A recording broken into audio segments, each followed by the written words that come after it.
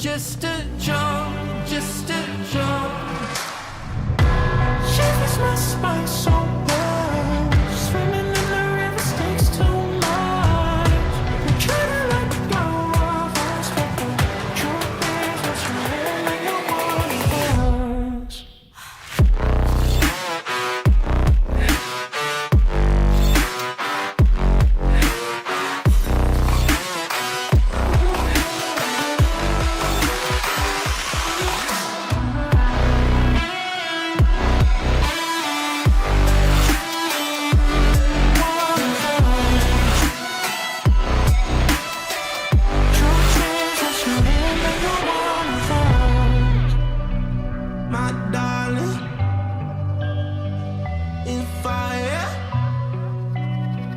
My darling, rose and fire.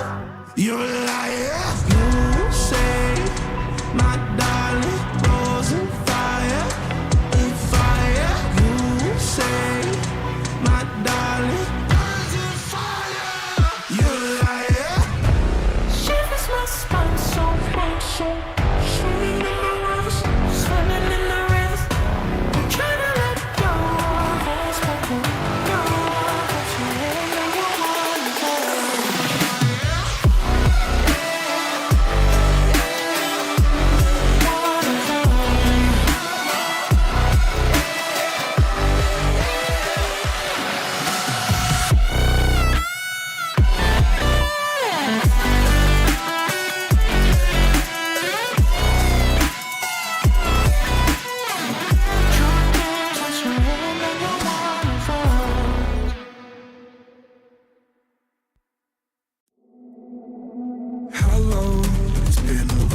Time can't get you off my tired mind. Shadow, let the tape rewind and finally ease my anxious eyes. Oh no, I feel you creeping in, my body bleeding sin. I'm drowning. Heaven, can you save me now from these thoughts inside my head? Yeah, you are the devil running through my mind. I can't get on your level. I swear to God I tried. I am not under your spell. Turn around and get ahead. You cannot be anymore. Oh my God, you are the devil.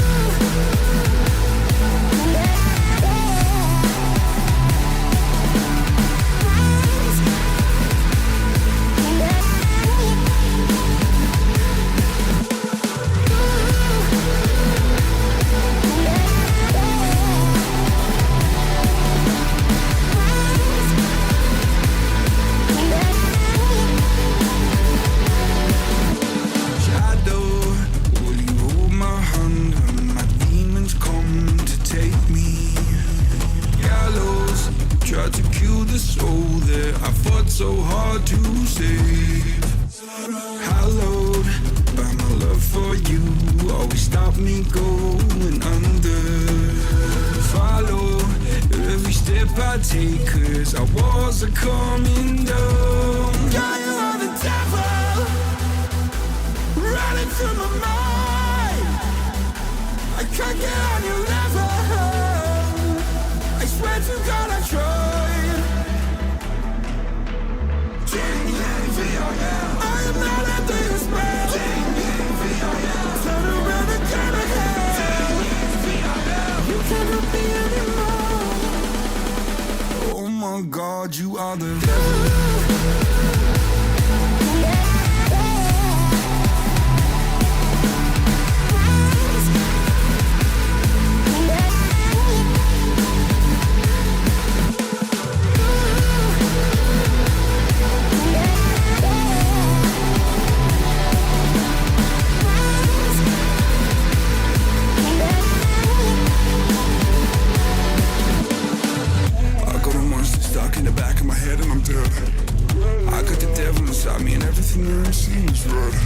Vision's blurry, I'm in a hurry, my skin is starting to shed quick. Call up the doctor, swallow some pills. Maybe I'll wake up and build it. I'm a disaster, can I move faster? Honey, I'm over the edge. No point in stopping me, I'm not your property. Gotta take care of that ledge. My friends are dead, I'm losing my head. I gotta get off of these meds. I am unstable, willing and able. Give you this body to pledge. Oh my God, you are the devil.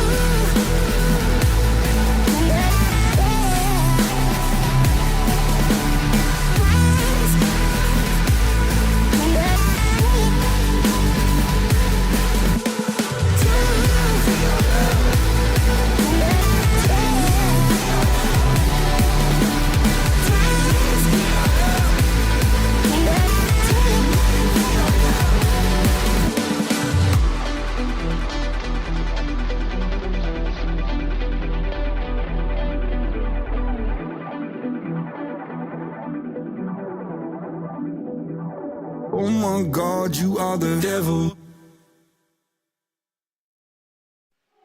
You're just like the bad girl.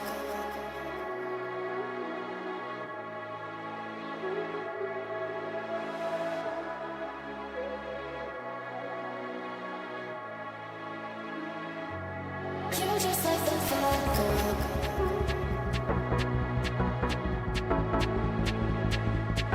You're just like the bad girl.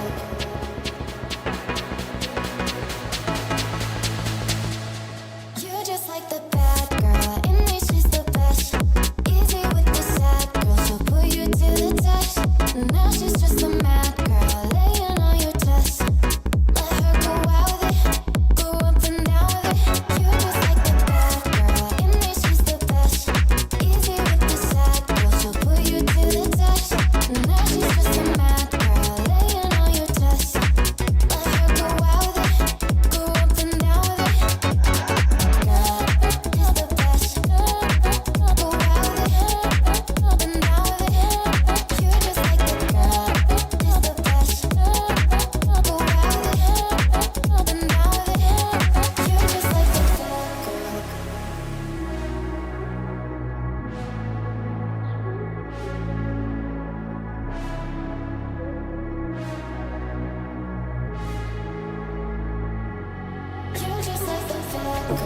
I get addicted to the wrong things.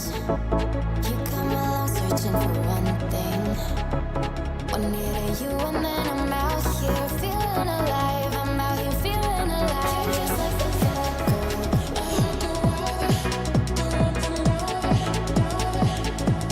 You're just like the bad girl.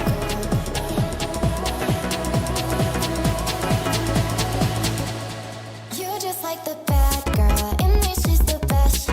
Easy with the sad girl. She'll put you to the test. Now she's just a mad girl, laying on your chest.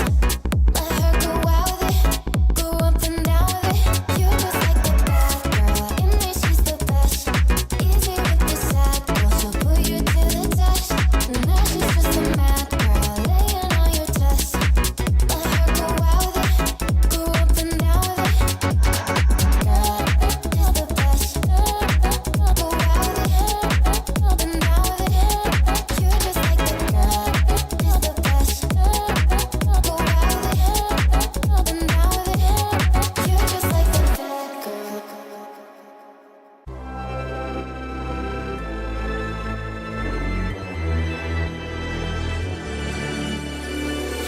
Best to give me your loyalty. Best to give me your loyalty. Cause I'm taking the world, you'll see. Cause I'm taking the world, you'll see. They'll be calling me, calling me. They'll be calling me, calling me. They'll be calling me royalty.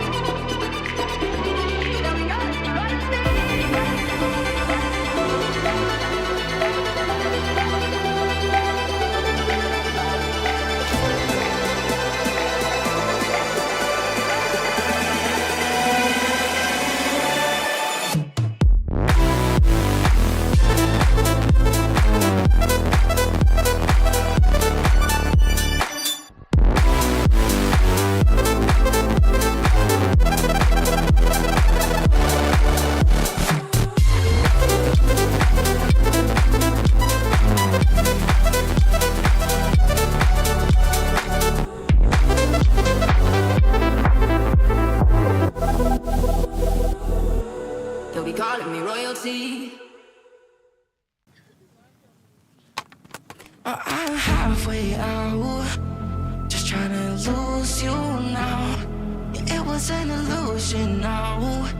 Yeah, I just wanna see you out. To give it up, leaving all your texts on red with the games you left now. Give it up, sick of all the things you said getting in my head now. So I don't wanna know, I don't wanna know where you go. I don't wanna know. Yeah, it was an illusion now. You're leaving all the doors like that. Yeah, I don't wanna know. Yeah, I don't wanna know.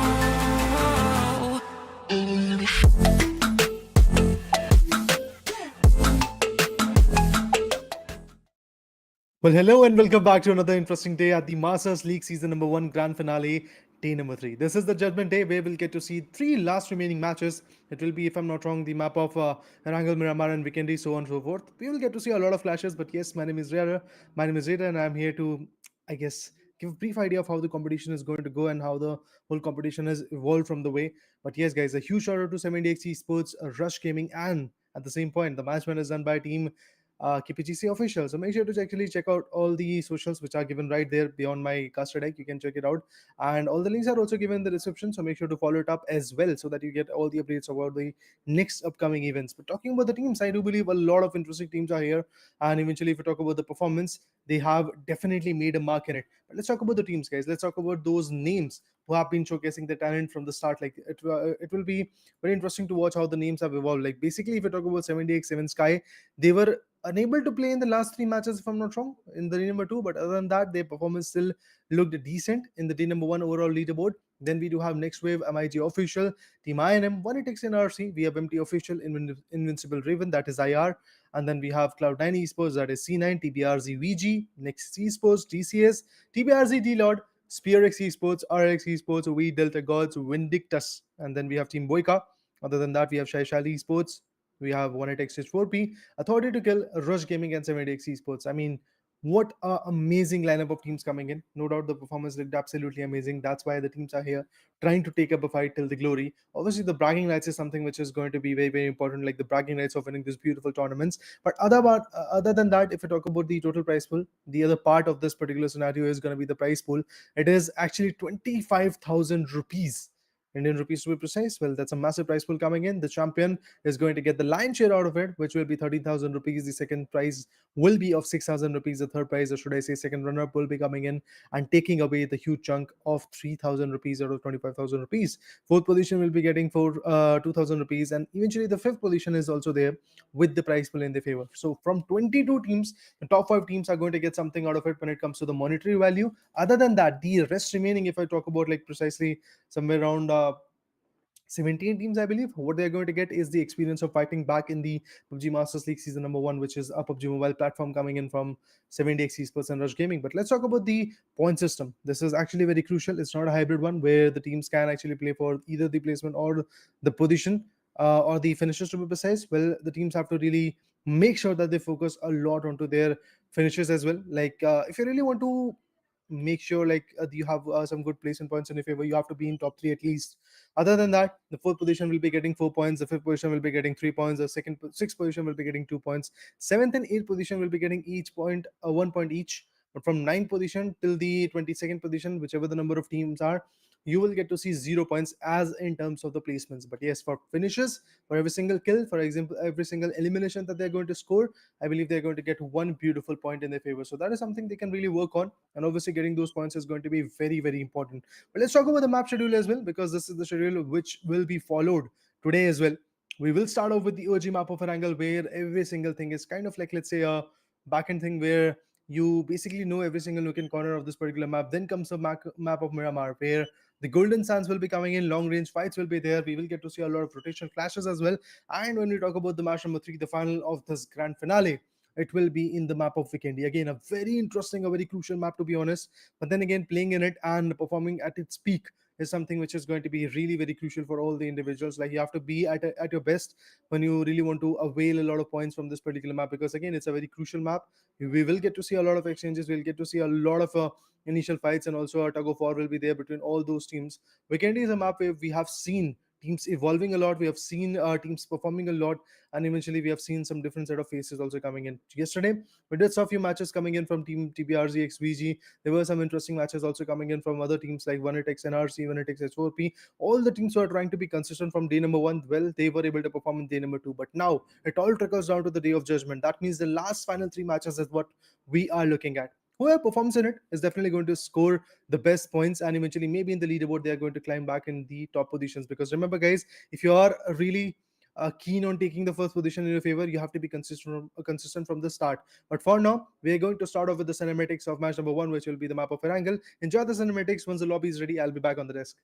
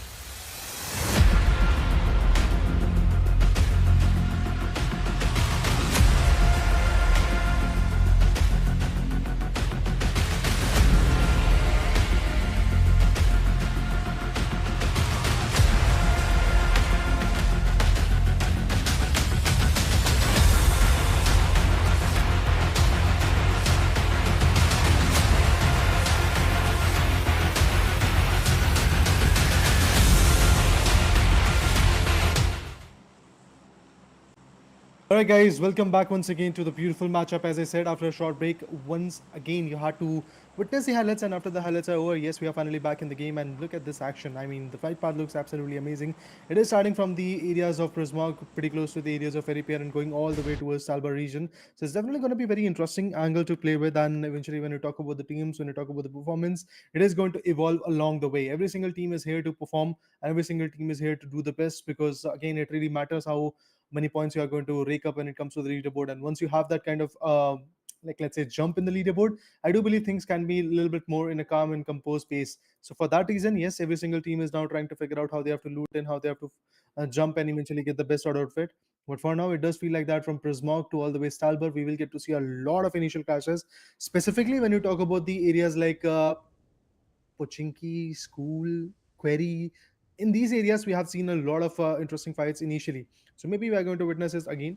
But for that reason, we have to figure out what happens. Like basically, the Query region is there, flooded with the teams, and apart from that, even in the military base vicinity, we'll get to see some other teams also trying to go over there. But currently, if you talk about the approach, every single team right now is trying to go straight up for the loots. I mean, nobody is waiting for their opponents. Nobody is trying to take up a fight. Once the loot is going to be over, once that phase is going to be completed, maybe in the second or third play zone, we'll get to see some of those clashes that we are trying to talk about. But other than that, for now, I do feel that the clashes are going to get avoided. The teams are trying to create a greater opportunity for themselves so that when they have that right loot, they're going to fight back in the later stages. So that's a good approach coming in. If you ask me, yes, I do believe that this particular approach can be very, very beneficial for these individuals. Apart from that, when you talk about the other players, well, TBRZVG. Yesterday they did secure a beautiful winner with a chicken dinner, but today how the performance is going to be there, that is something which is going to matter a lot. They really have to perform. They really have to bring in the best because again, if you are consistent on the leaderboard, yes, there is a notion that you're going to easily secure the first position. But I feel RLX Esports is one of those teams which is kind of sitting comfortably on the top because of the points that they have and the way they were able to bring in their game was absolutely enormous. But for now, let's have a look at what happens next and how the play is going to unfold from here.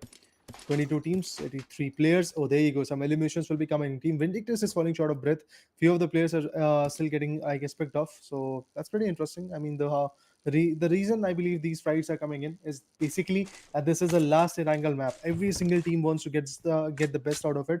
For that reason, I believe every single one is trying to take up a fight. 22 teams, 79 players. The players are falling short. But initially, everybody is waiting for their right loot. But Vindictus, oh my God. I mean, MT versus Vindictus. This fight is looking good. Even Team Rush Gaming is now trying to take up a fight against Team TCS. So both the teams are now in a very good crossfire type of situation where both the teams are trying to, I guess, oppress their opponent. They're trying to put some good shots onto each other. I really would love to see how that whole situation is going to convert. Like basically, what kind of a closure will be coming in, what kind of a retaliation will be coming in. A2K on the other corner, Team Authority to Kill.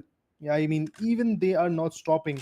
The way they are pushing, the way they are getting the best out of it is absolutely amazing. Team Authority to Kill, Manticore goes ham on the players of Team Invincible Recon. I believe that is Team IR, if I'm not wrong. They are trying to take some good fights, and the result is quite clear that A2K is going to completely obliterate them. IR Goblin also gets taken down. The whole team is now out of the equation. Even Team MT Esports was able to take down their opponent, which was there in the areas of this beautiful vicinity known as Ferripier.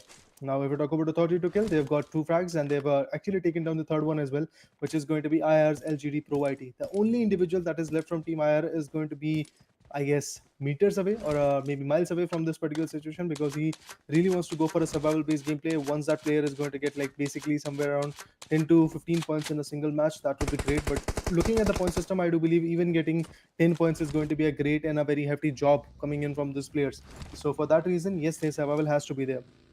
But at the same point, I would like to see what RLX is capable of. Like in the later stages, RLX starts to pop out. Initially, yes, they do focus a lot onto their loots, but in the later stages, they start to like retaliate and basically put down their opponent, perform the way they really want to, and eventually go along the way, build a good synergy along their teammates, and then fight back even harsher in the game. That's again the meta. That's again what every single team demands. That again that is a requirement that every team wants to follow up with, that their synergy has to be there, the precision has to be there, the right amount of, like, let's say, utility has to be there for them, be it the smokes or the grenades or the utilities like molly or something else like a stun grenade, which usually is not something which is going to be useful that much. Like stun grenade, we don't really see that much being utilized, but still, if you really want to perform, if you really want to be on the peak, I believe for that reason every single team has to perform in an equal fashion. But for now, a small voting has been created onto the live stream channel, which is who will be the winner of this beautiful champions of Masters seed. Who will be the champion, to be precise? I was talking about being the winner, but the team decided to go with the champions term, which is actually quite good. Who will be the champion of Masters League season number one, which is powered by 70x Esports and Rush Gaming and managed by Team KPGC official? Well, I do feel, from my perspective, I'm actually going to vote for Team RLX because again, the points in the day number one and day number two are absolutely high. And for now, 1-8 TPRC, yes, they're in the race, but then again, they're a little bit far away. They can't really become the champion if they are unable to get some good points today. I mean, if they are able to get somewhere around, like, say, 30 points in every single matchup, or maybe in just two matches, maybe things will change. Hello, Difference Gaming. Welcome to the stream, guys. All of you guys who are on the stream, hello and most welcome. You are a part of our family. Please stay with us and eventually make sure to support as much as possible. Vishal, Difference Gaming, Ashayan, every single guy who is here on the stream. Many, many congratulations for you and eventually for your teams, for your favorite teams, to be precise, that they are here trying to perform. Empty, if I talk about them, I mean, they have already lost Hustler, to be precise. His HP is not that much, and the revival is something which is just going to be a little bit more tricky for him to come up with. One hit only in the corner, we have Doom, we have Porter, we have Scrappy, and also Susty, which are now trying to take up a fight. Yesterday, if I'm not wrong, Team One It was able to secure one beautiful chicken dinner. Let me just check my diary. I feel, yes, there was a chicken dinner. So let me check. No, actually, it was a winner chicken dinner coming in from 1x S4P, which was the match number 5. That means the map of Miramar was in their favor. 1x NRC is unable to get any single chicken dinner till now, but they might be able to get something out of this particular matchup. 20 teams, 69 players. Every single team is trying to be the performing one. Every team, a single team is trying to be on the peak. But what do you think about this whole situation, guys? What do you think? Which particular team is going to survive? Is it going to be Team MT? Is it going to be when it takes NRC out of this particular situation? Well, Hustler has already been taken down. King decided to drop in the water body and eventually go for the revival. He is not going to even get that thing in his favor because, again, for being a person who can really bring in your teammate back in the game, I believe you have to be on point with your angles. But it does feel like that it's going to be a 1v2 battle coming in for Doom. Oh, King, he is going to get spotted, I feel. Pretty soon he's going to get spotted from the back end. Even Lutapi is there. The other members from Team MT Esports are also trying to bring in the best. This need can be very chaotic. Doom and the other guys are also trying to call back. But there you go. Some more space when it takes Susty is actually in a very low mode of HP, but still, it was Krypton who has been taken down. King is right now in the water body, so his revival is something which is just going to be a little bit more tricky. Look at this. He's trying to go for the molly, gets spotted, and eventually gets taken down as well. What was that? You are trying to peek in a very open spot, and the result is quite in front of us. MT Esports, after destroying their opponent in the Ferry region, now they are facing Team 1x NRC, and 1x NRC is completely obliterating them because now it all trickles down to the last man standing from Team MT Esports, which is Lutapi. He's the only guy, he's the last hope of that particular team. And to be honest, for him, the survival is really very important because, again, every single match is going to count, and that too when you are fighting in the map of Erangel. That is the only map you possess right now because after that you will get to see Miramar, and also the Vikendi will be coming in. That's all the type of choices that we are going to get. Still, a long way to go in this particular matchup. The first play zone is about to get crumbled down. We are left with 8 more play zones to be precise. So let's see how the whole play is going to get, I guess, nullified. Himayar, Madara also gets picked off. Quite a good name. Lutapi now is the last one standing. As I said initially, he has been spotted definitely. He's going to get picked off. It does feel like that, and that's exactly what happens. Scrappy finds him, puts him down, and with that, the elimination of Team MT Esports is going to be there. Team 70X Sky is done and dusted. IR is done and dusted. Even if I talk about Vindictus, they are pretty much over. MT Official is pretty much over. We are now left with just 18 teams.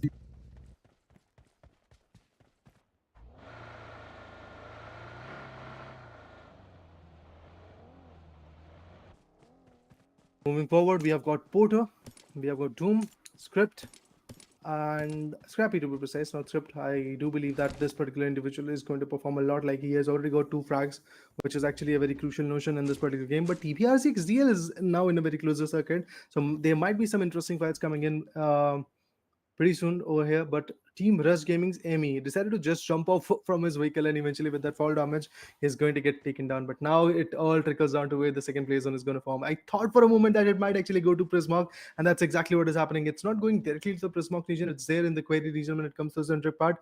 But yes, a lot of teams who are trying to go for the notion that maybe the zone is going to converge towards the southern part of military base, or maybe towards the bridge area. Well, they were wrong, and eventually they have to rotate, be it V Delta, be it Team Cloud9 or TCS, or even Team 7DY official. All those teams, 70X official to be precise, all those teams have to rotate back into the circle. Because again, if you pay your respects to the play zone, you might be able to win a chicken dinner, but if you don't play according to the circle, definitely elimination is something that you might face. But Shaishal's esports, they are fighting back, but look at this. Boyka, what a good nade coming in from the corner. Boyka was able to put one opponent down. Not just that, he might be able to find one more. Parkos gets eliminated as a whole. He has been taken down completely. He gets shut down. Some more sprays, some more retaliations. Boyka still definitely looking quite good.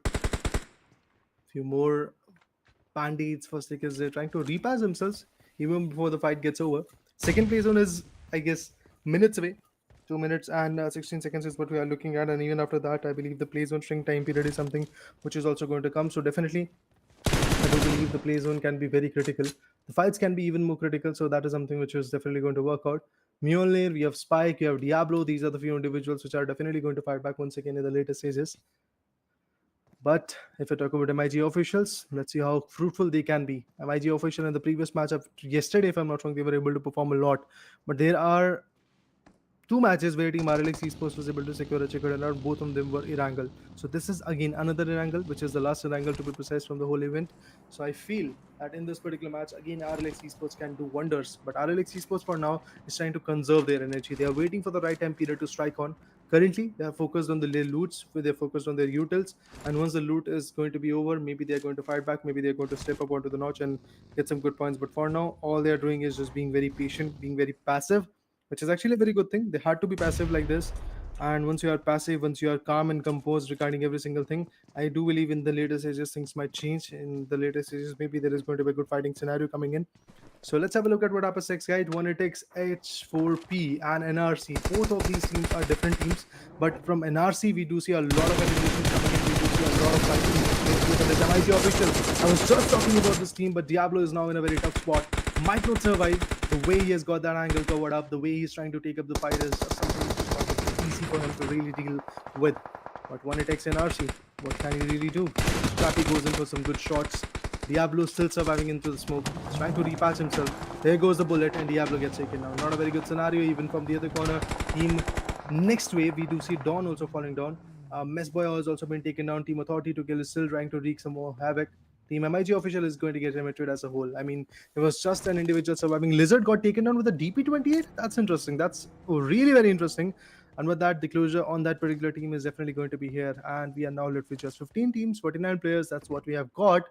And from here till the next few play zones, we might see some more exchanges. We might see some more retaliations coming in. 15 teams for tier players, and the second play zone starts to shrink down. 2 minutes more to go, and after that, the play zone is going to crumble down. And I feel the play zone might actually go towards the areas of query because that's the centric part. And usually, whenever this kind of play zone comes in, the area of query or the area of Prismark is something that is preferred or that is actually delivered by the algorithm. So I'm looking forward to see what happens next. Team INM on the same point has got 4 frags, still looking good. They have got that manpower in their favor. They've got those finishes as well. They're going to loot off these crates. They're going to scavenge it. And once they are ready with the loot, they might be able to initiate some of the fight or maybe just completely steer away from the fights and maybe wait for the right time period in the next few zones. Whenever the fight demands, they are going to push in and eventually deliver that. RLX Esports, D-Storm, Superman, Sena, Dilavi. These are the 3 individuals that I really want to talk about. 4 individuals to be precise. Well, we have got their names. And now, if we talk about the number of teams, it's quite low. It's just 14 teams, 47 players. We started off with 22 teams and 83, 84 players, if I'm not wrong. Now we are all trickling down to just 14 teams, 47 players. That shows a lot of teams are already into the fights. A lot of teams are already getting put down.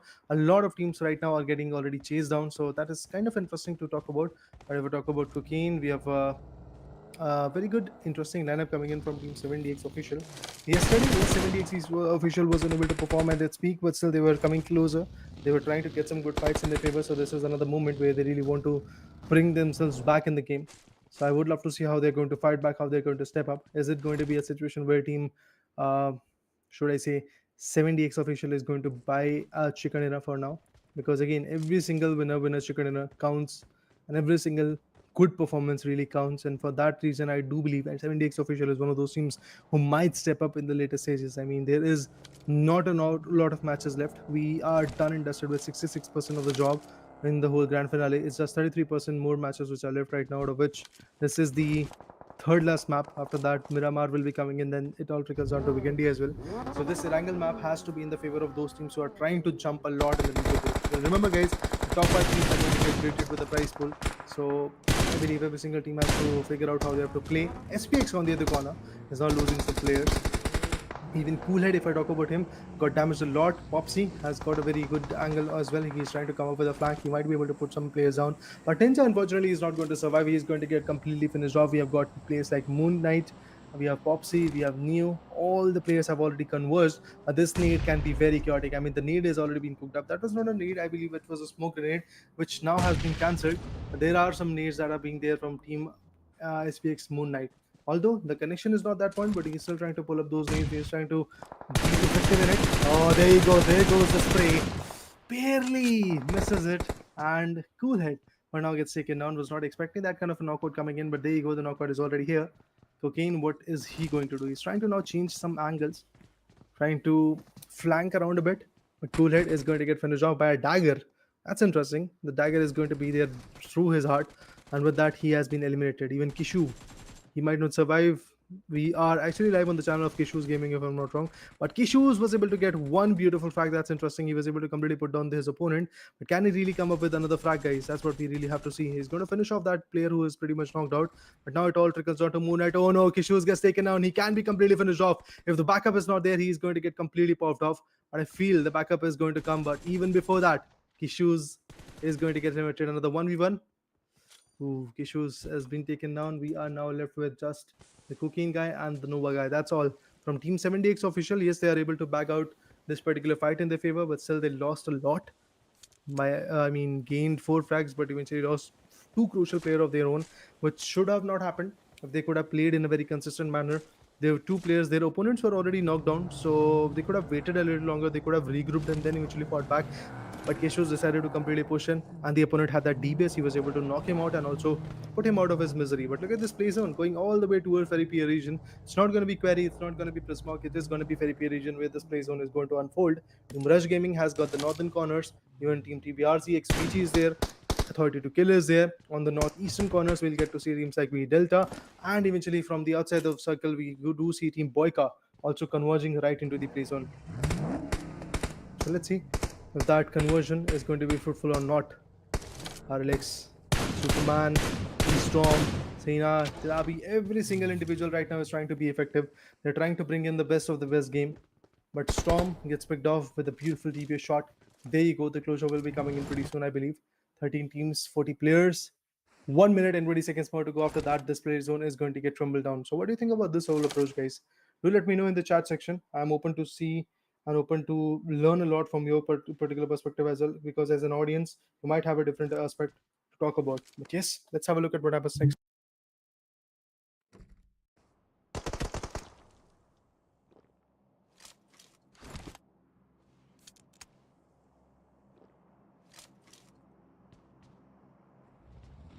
Whenever we basically talk about what happens next, I believe we have to really see and figure out how the whole statement is going to go and how the whole fight is going to get covered up. When we talk about teams like 1x H4P, there you go, some good nades. And eventually it was a little bit overcooked, to be honest, because it blew off right in the air.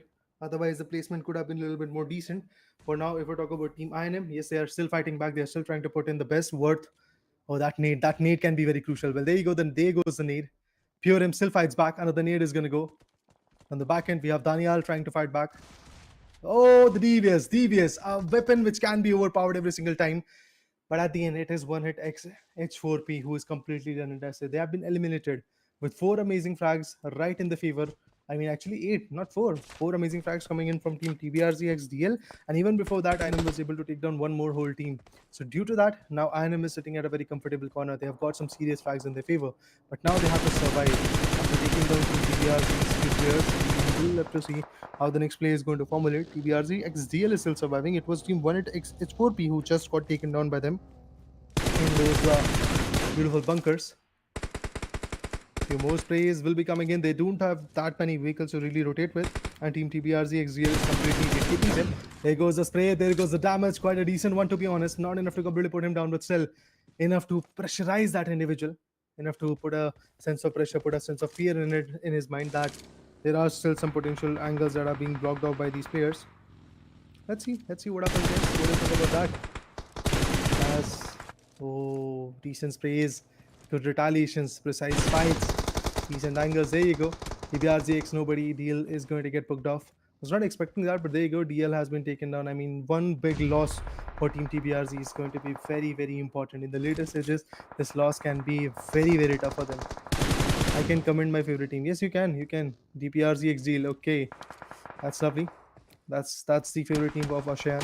Amazing, amazing. Keep on supporting your favorite teams like the way you are supporting right now in the chat section.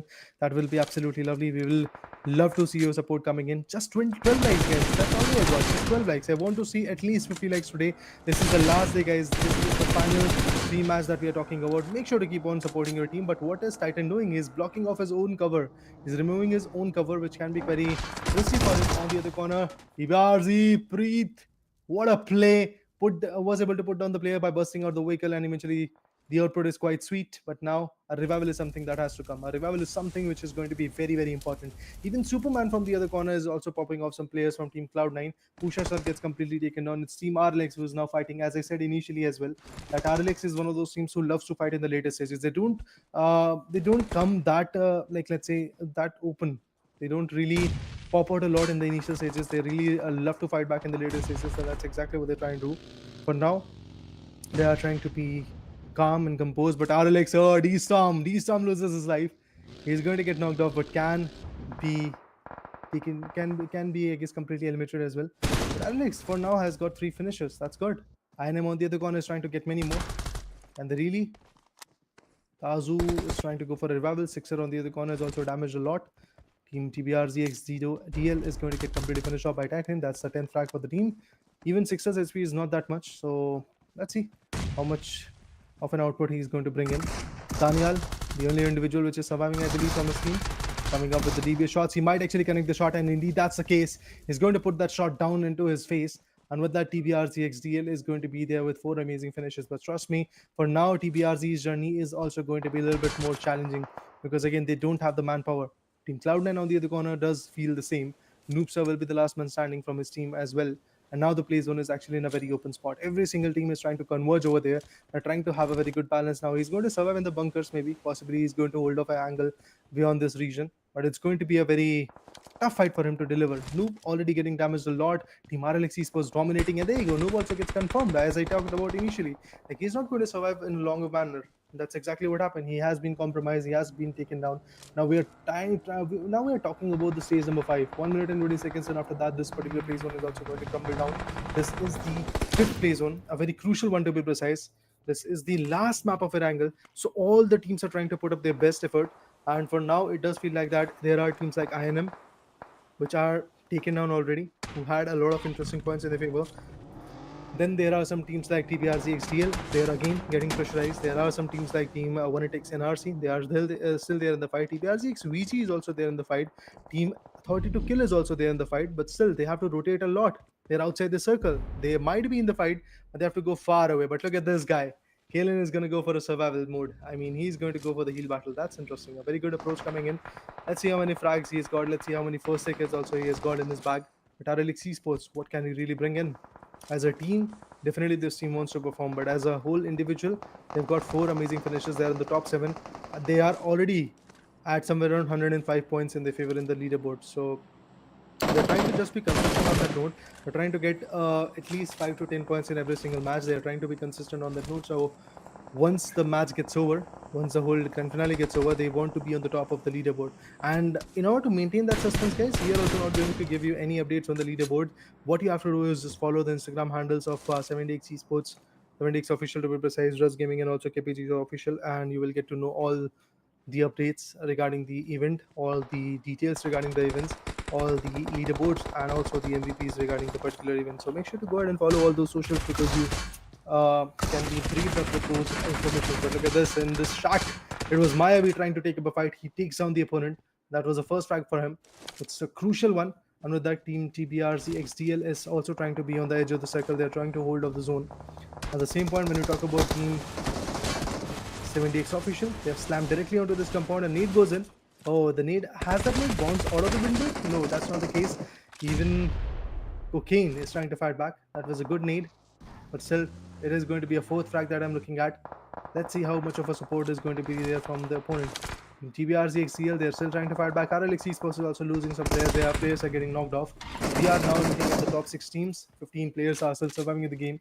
TBRZ X Mavi is still trying to fight back. We have Cruiser and other players like that. Some more interesting plays will be getting delivered. Look at this. A lot of insightful plays are coming in. Not enough to completely put down the advantageous angles, but still they're trying to fight back. Look at this. He's strong. Good sprays, good retaliations, and the vehicle is about to go in flame. Pretty soon the vehicle is about to go in flame, but Cocaine still survives. His teammate Nova, unfortunately, is not going to do the same.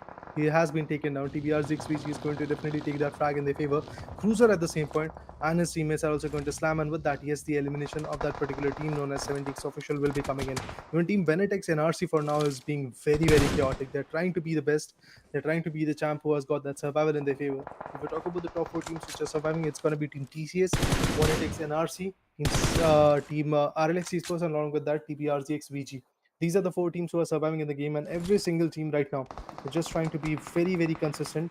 Just trying to basically bring in as many as points as possible, and once they have that many points, they might be able to bring in even more effective fights. So let's have a look at what happens here, guys. What do you think about this whole approach coming in from the players of Team 7DX official? Like, they started to slam onto the compound, they were able to get the best out of it, but in the later stages they slipped away, and Team TBRZXVG was able to completely obliterate them by slamming onto that particular compound and putting them down to their misery.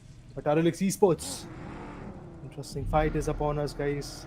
It is going to be Team TCS, PR, and Neji is the last man standing. He's right now in the water body. He's trying to survive as much as possible. Few more sprays, but Mayavi was unable to connect anybody. Sienna on the other corner is also trying to be right there into the play zone. And yes, unfortunately, he's going to get taken down. He was unable to get any kind of revival. At the same point, even one more player from Marley is going to sneak down into the enemy territory. He gets spotted. Retaliation spray will be coming in, and there you go. There you go. Quite a good spray coming in from even RLX Esports. Dilavi was the guy who was able to put down this opponent. RLX Esports is still in a very shaky corner. Might not survive till the end, but still they're trying to fight back. They're trying to bring in the best output. Nade goes in. A lot of nades are being cooked right now. This nade might actually put a little bit of damage onto the opponent. Not enough to completely put them down, but still maintain the pressure. TCS, ERNAG has been taken now. That means now we are trying to talk about the top 3 possible teams who are surviving in the game. It could be Team RLX who will secure the chicken dinner. It could be Team TBRZXPG who has got the zone, who has got the only angle in the zone. And they've got this dummy tank to play along with. Some smoke so that they can bring in their teammate known as Mayavi back in the game. And at the same point, some veritable fires. Look at that. The spray are connecting. Superman is getting lit. He's getting damaged. The kryptonite is already online. Oh, Dilavi gets taken down. Was not expecting that knockout. But with that knockout being delivered, now our team, RLX Esports, is now at a very uncomfortable stance because they are outside the circle, first of all, and then eventually there is a knockout. So they have to, first of all, bring in their teammate, which is now revived. So that's good. That's a sigh of relief for the players of Team One Hit X NRC and also Team RLX Esports, because their teammates are now already back in the game. RLX Esports decided to go ham out with the players of Team TBRZ, and they were able to put down one player that is going to the cruiser. Now the other guy has to come up with a revival, and with this beautiful vehicle, the Camaro, the players are trying to rotate, but no, Dilabi finds one. Sustain RC also gets taken down, and it does feel like that even Scrappy can be picked up pretty soon. But team known as Team RLX Esports trying to straight up go into the circle. Well, will they be able to successful in it or not? That's a big question coming in. Although the HP is quite low, there is a lot of needs that are pretty much capitalizing on. But when it takes his Scrappy, this is the best moment when he can pop out of that water body and eventually possibly put down his opponent. That's exactly what he's going to work on, but he gets spotted. Scrappy might not survive till the end because of the angle that he has got. But Superman and his teammates, they're also trying to fight back. He's going to climb back onto the lower stage of that particular vehicle and maybe then go for some shots. Yes, indeed, the shots are coming in, but still he gets spotted, not being that fruitful. Ho ho ho. This is looking troublesome. Team TBRZXVG. Can they really secure this winner chicken? And I mean, they are on the verge of doing it. And there you go, they get it. Team RLX Esports went down at the 3rd position. Team TBRZXVG was finally able to secure a crucial winner chicken. And after so much, I guess, when it comes to their performance, they tried a lot, but now finally they have got it. Yes, and with that, the map of Erangel goes in the favor of Team TBR's XVG. Congratulations to them for doing this performance. And this is the second team who has got that consistent approach. In the first manner, we had Team RLX Esports, who had the most number of winner chicken dinners. But now it is going to be Team TBRZ x VG also, who is now trying to completely, should I say, equalize in terms of that score.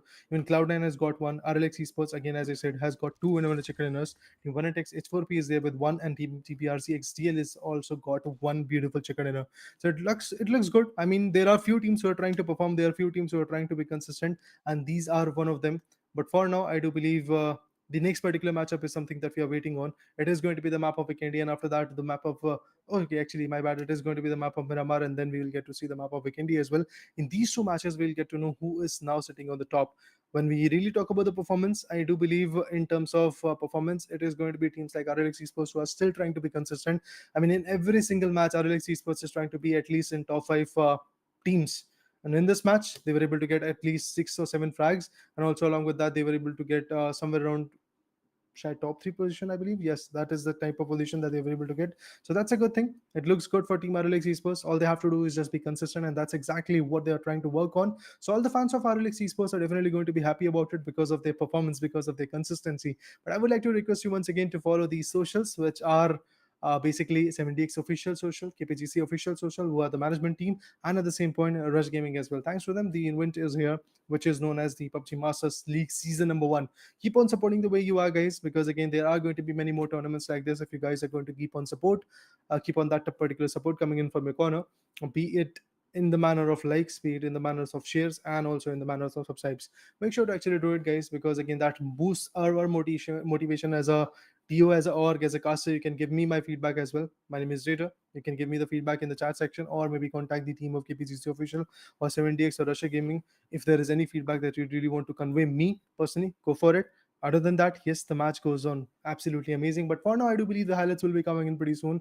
And after that, you will get to see the cinematics of the map of Miramar. And with that, we will dive directly into the match number 2.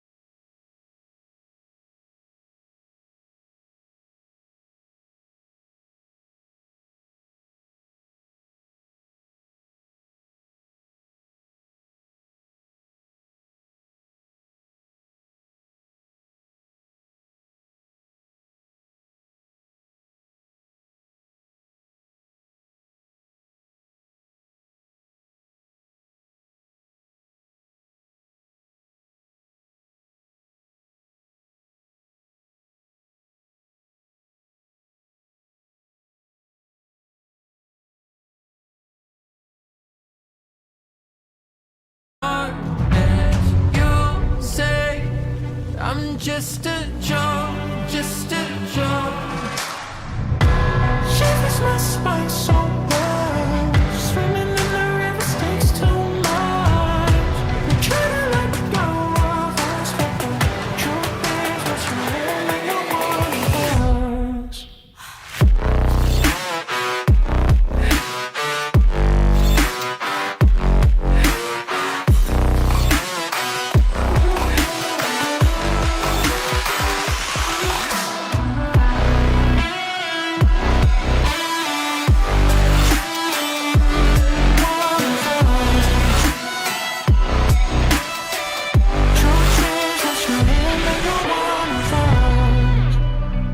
My darling, in fire. My darling, rose in fire. You're a liar. You say, my darling, rose in fire. In fire. You say, my darling, rose in fire. You're a liar. Shivers my spine so swimming in the rivers, swimming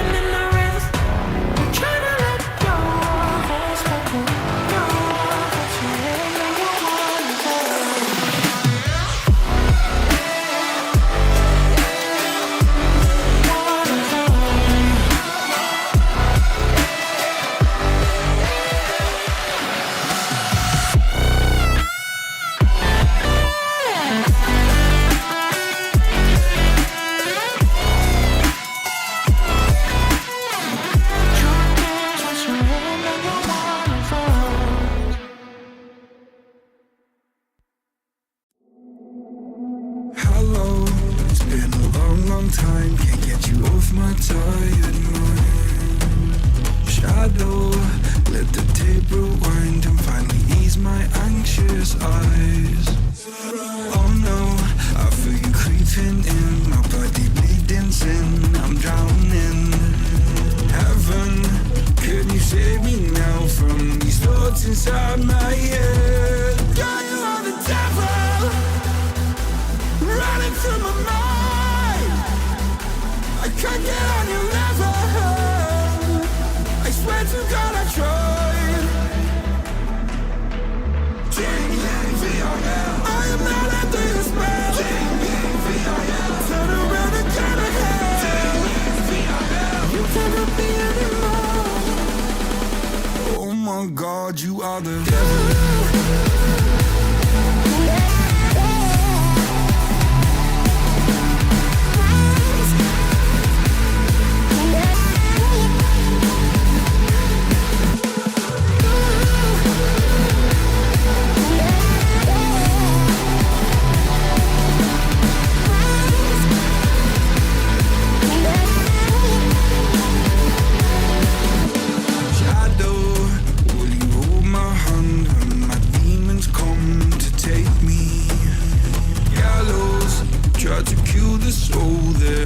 So hard to save. Hallowed by my love for you, always stop me going under. Follow every step I take, cause our walls are coming down. God, you are the devil, running through my mind. I can't get on your level, I swear to God I tried. I am not under your spell. Turn around and turn ahead. You cannot be anymore. Oh my God, you are the devil.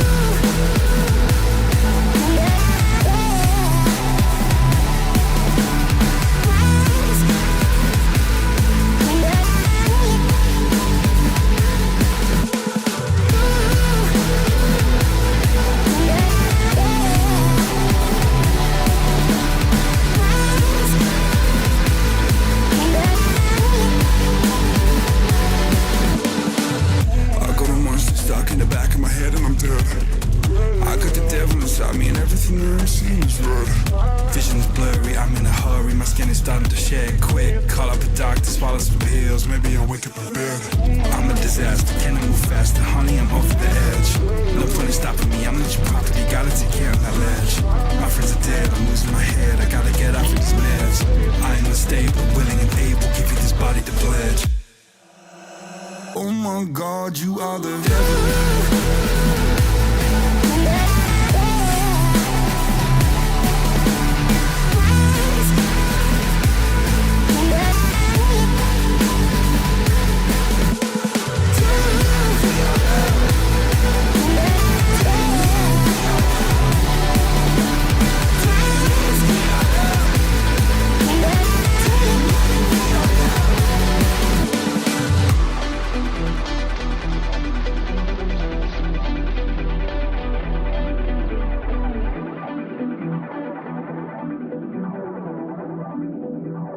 Oh my God, you are the devil.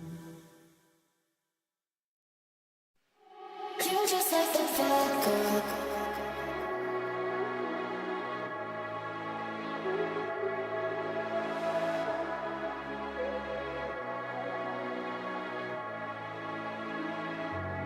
You're just like the bad girl.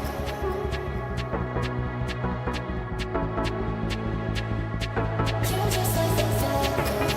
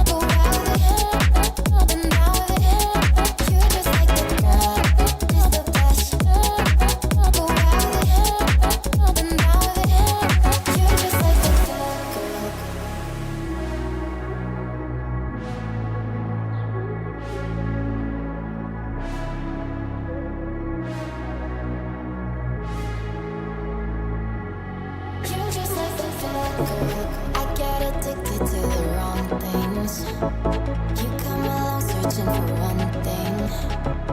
One near to you and then I'm out here feeling alive. I'm out here feeling alive. You're just like the bad girl.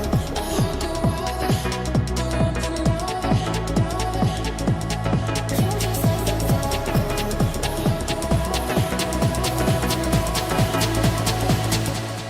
You're just like the bad girl. In there she's the best. Easy with the sad girl. She'll put you to the test. Now she's just a mad girl. Laying on your chest. Let her go out with it. Go up and down with it. You're just like the bad girl. In there she's the best.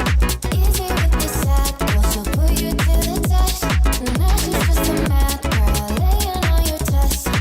Let her go out with it. Go up and down with it. Girl, is the best. Go out with it. Up and down with it. You're just like the girl. Is the best. Go out with it. Up and down with it. You're just like the bad girl.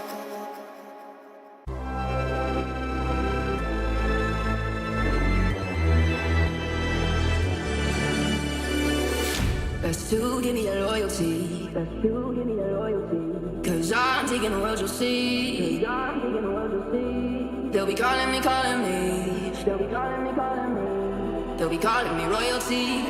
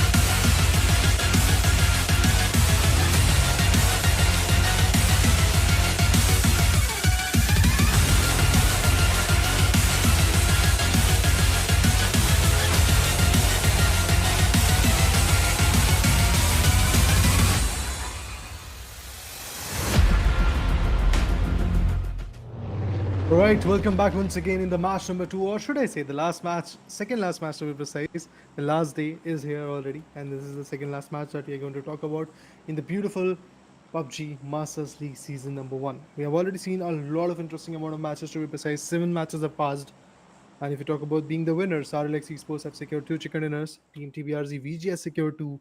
Team TBRZ XTL has got 1 chicken dinner. Even Team Cloud9 and 1 has got 1. But this is the 8th match out of the 9 matches that are supposed to happen in the grand finale.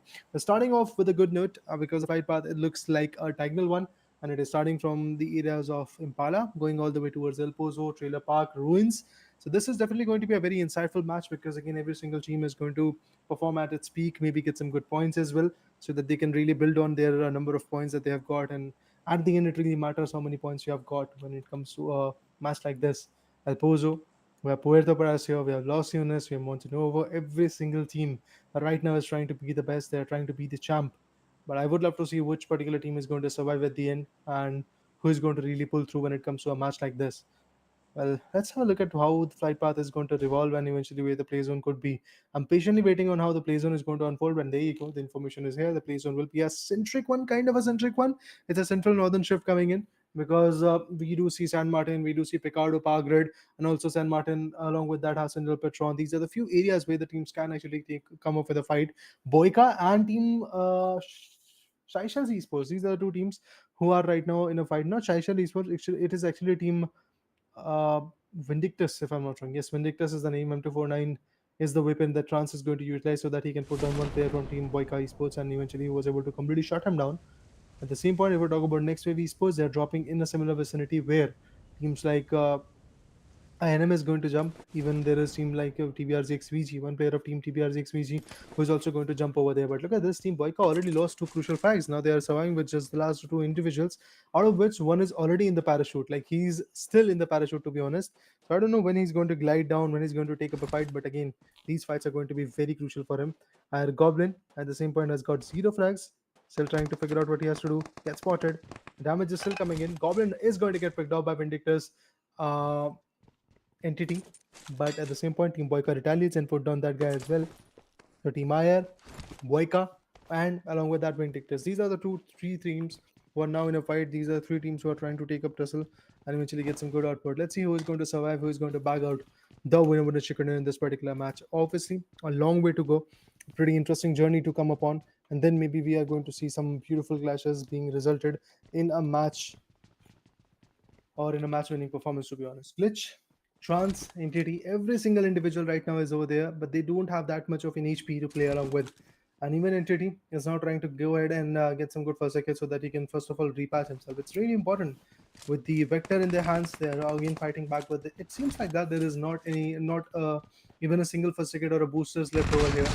So getting a revival is going to be tough. Madara finds one. Madara with the Vector was able to put down Trans. Is it going to be a complete elimination coming in for that individual? That's a big question. But no, guys, there is not going to be a complete elimination coming in. Glitch. Glitch also gets picked up. That's bad for him. Now Team IR, they will step up. Glitch has to come up with a revival. Well, there you go. The M249 shot goes in. Definitely a very significant amount of damage. LGD Pro YT also gets picked off. It's a 1v2 already done and dusted by Entity. But revival, it's going to be a tough one. Definitely a tough one. Players like Goblin are right now trying to repass themselves. What he has got is going to be a micro Uzi, and with that micro Uzi, he might be able to fight back and get some good output. But three players from this particular team known as Vindictus are pretty much knocked out. 3 individuals, so all of them are right now scavenging for that revival. Even from next wave esports, we'll get to see one more individual trying to be back in the circuit. Has got a UMP45, might be able to put down one from Team IR. But there you go, shots coming in from France. It's going to be a 1v2 battle. Oh, the jump shot definitely looks significant. Look at this. The way the players are trying to retaliate. Entity finish him off, and Team Boyka right now is going to be left with just a Ashfaq. He's the only guy which is surviving from that particular team. Unfortunately, Prism is not going to survive anymore. He got bleeded out. So there we go. A big loss coming in for the players of Team Vindictus, but still they are able to get at least, if I'm not wrong, 3 to 4 frags in their favor, which is good. Not 3 to 4, I believe somewhere around 5 to 6 frags is what I'm looking at from Team Vindictus. Congratulations on that note. After losing just 1 player, you have got 6 frags. It's a good situation, but still, converging all those frags in the later stages is going to be a big and a hefty demand from all the particular teams. So Let's see what happens in the later stages. Team RLC scores. Oh, ho, ho. They're also losing some players. They're also getting a lot of shot connecting right onto their body. Cena was about to get built up and no, survive. Z-Storm goes in for a good shot. Might be able to put down the opponent, but no, he was unable to do that. He's going to go with some more space. Oh, he was actually able to tag out that opponent. But can he really finish him off? That's the big question coming in. Few good shots from Team Authority to kill as well. Kalen is again getting damaged. Evil is also trying to flank back. And Sena, with the HP being regained after that first ticket has been popped off, now he's going to take a straight up fight against that particular player of Team Authority to kill. Let's see if that is going to be effective enough or not. Trying to flank, they're trying to build in a different angle so that they can fight back. And this area of Impala can be very, very interesting because Team RLX Esports, they don't really like to back out from a fight. If there is somebody who's trying to initiate a particular fight, this is the team who's going to wrap up that particular fight. So yeah, that's exactly what they're trying to work on right now. D Storm is also going to fall back. Here's the damage is coming in. He's getting damaged a lot, but still he's going to move back. He's going to pull in and eventually be in a very good cover of a ridge. Well, with that, we might see something different coming in. Next week, Esports also trying to fight back against Team INM. Team A2K is now getting surprised. Look at that. Thunder goes down. Not just that, he's going to get completely finished off. There's no second chances for Thunder. So, the sad part for Team A Authority to kill that they were thinking that they are going to go away with the fight. They are going to put down one player from Team RLX and eventually then enjoy the whole game in their favor. But it does feel like that now the situations are turning out to be in a different manner because after the demise of Thunder, now this team is actually there with a three-man power. It's proper 3v3 fight that we are going to talk about. Beyond the church region, we will get to see some good loots. The first circuits are there. That's why Evil and Sin are able to repass themselves, and with that, they're going to take some good fights as well. But there is no helmet for Senna. So obviously, one good headshot can easily deplete his let's be by a tenfold. So for that reason, they have to figure out a decent play. They have to get those utils so that they can fight back in the later stages as well. But right now, the first play zone is something which is going to crumble down, and after the first play zone goes down, we might see some more exchanges. We might see some more fights. But yes, Sena doing everything that is possible when it comes to loot, trying to get the best output. And also the initial shots were looking quite on point. Boyka, the last man standing, he's getting encircled by the team. He's getting encircled by the opponent as well. But now with that DBS, he's going to get completely shut down. There you go. Team TBRZXDL gets their first frag, and that was the last individual from Team Boyka who just got taken down. I mean, with that elimination, now it all trickles down to what the other capable players are going to do. Is it going to be a game for Team TBRZXDL, or is it going to be a game for Team TBRZXVG? Because there are still quite a few big names who are still surviving in the game, be it teams like SPX or RLX or V Delta Vindictus. Every single team is there trying to take up a fight till the end so that they can have a glorified match in their favor. MIG official, what they have is just 0 points for now. INM Souls also with 0 points. I am when it takes NRC also with 0 points. MT official at the same point will maybe fight back in this game because every single map of Miramar had been a little bit good when it comes to Team MT official. So definitely I do believe there is going to be a stance where MT official might be able to pull in some more decent points because it really matters how many points they're going to get. It really matters how many points they're going to gain in every single particular fight. Because if you are consistent on that note, if you are able to get some good valuable points, yes, the whole journey is going to get eased off a bit when it comes to the leaderboard. Because a leaderboard is a kind of a report card which is going to tell us at the end of the 3 days, at the end of the 9 matches, that who is the superior one, who is the champion. I don't know about how the results are going to pan out, but I do feel like that it is going to come onto the Instagram handles. So make sure to go ahead and follow the Instagram handles of Rush Gaming, 70x official, and also the management team KPGC official. Make sure to go ahead and check them out because again, every single update is going to be there followed up, and also the support system is something which is going to be very, very valuable. If we talk about Mago DTG to be precise, they might be able to take some fights, but right now they are climbing on the San Martin Hills. They are trying to be the best. They are trying to be the champ. Still a long way to go.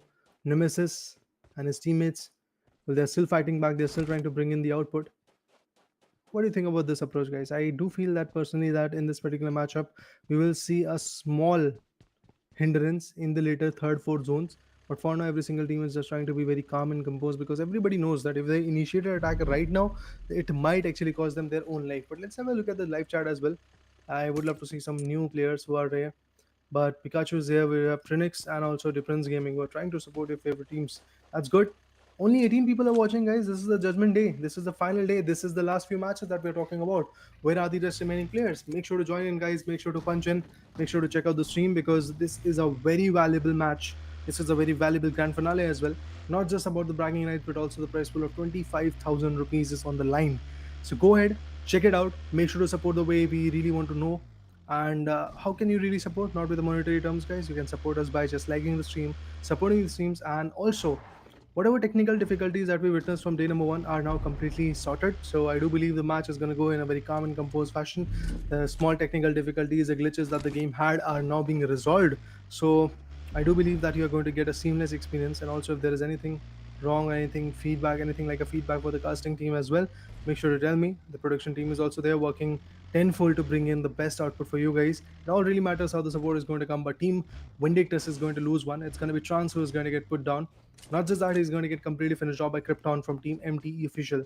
MT Official from the start, like from day number one, they're trying to get a winner chicken dinner, although they failed to get it from the past 7 matches. Maybe this is the one lucky match where they're going to get something out of it.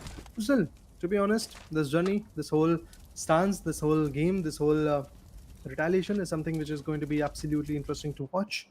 Krypton, we have Hustler, we have a place like Lutapi. All of the individuals are looking quite good, but right now Team Vindictus even is also trying to fight back. They've got 6 serious facts, that's good, but it's a 2v4 type of situation coming in. Oh, they get one. Is he going to do a 1v2? It's going to be a challenge. No, oh, the weaponry goes in reload. That's sad. The weaponry goes in reload, and with that, entity is also going to get finished off.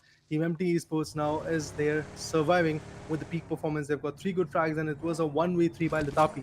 Impressive performance indeed. It's a peak level performance coming in from Lutapi. 1v3 done and dusted on the players of Team Vindictus. That is really very impressive. And Vindictus is now compromised and they are out of the equation. The leaderboard is not going to favor them anymore. They had those 6 finishes and 0 position points in this particular matchup, which is good enough, but not good enough to completely improve their positioning in the whole leaderboard. UTF at the same point from Team 70X Official.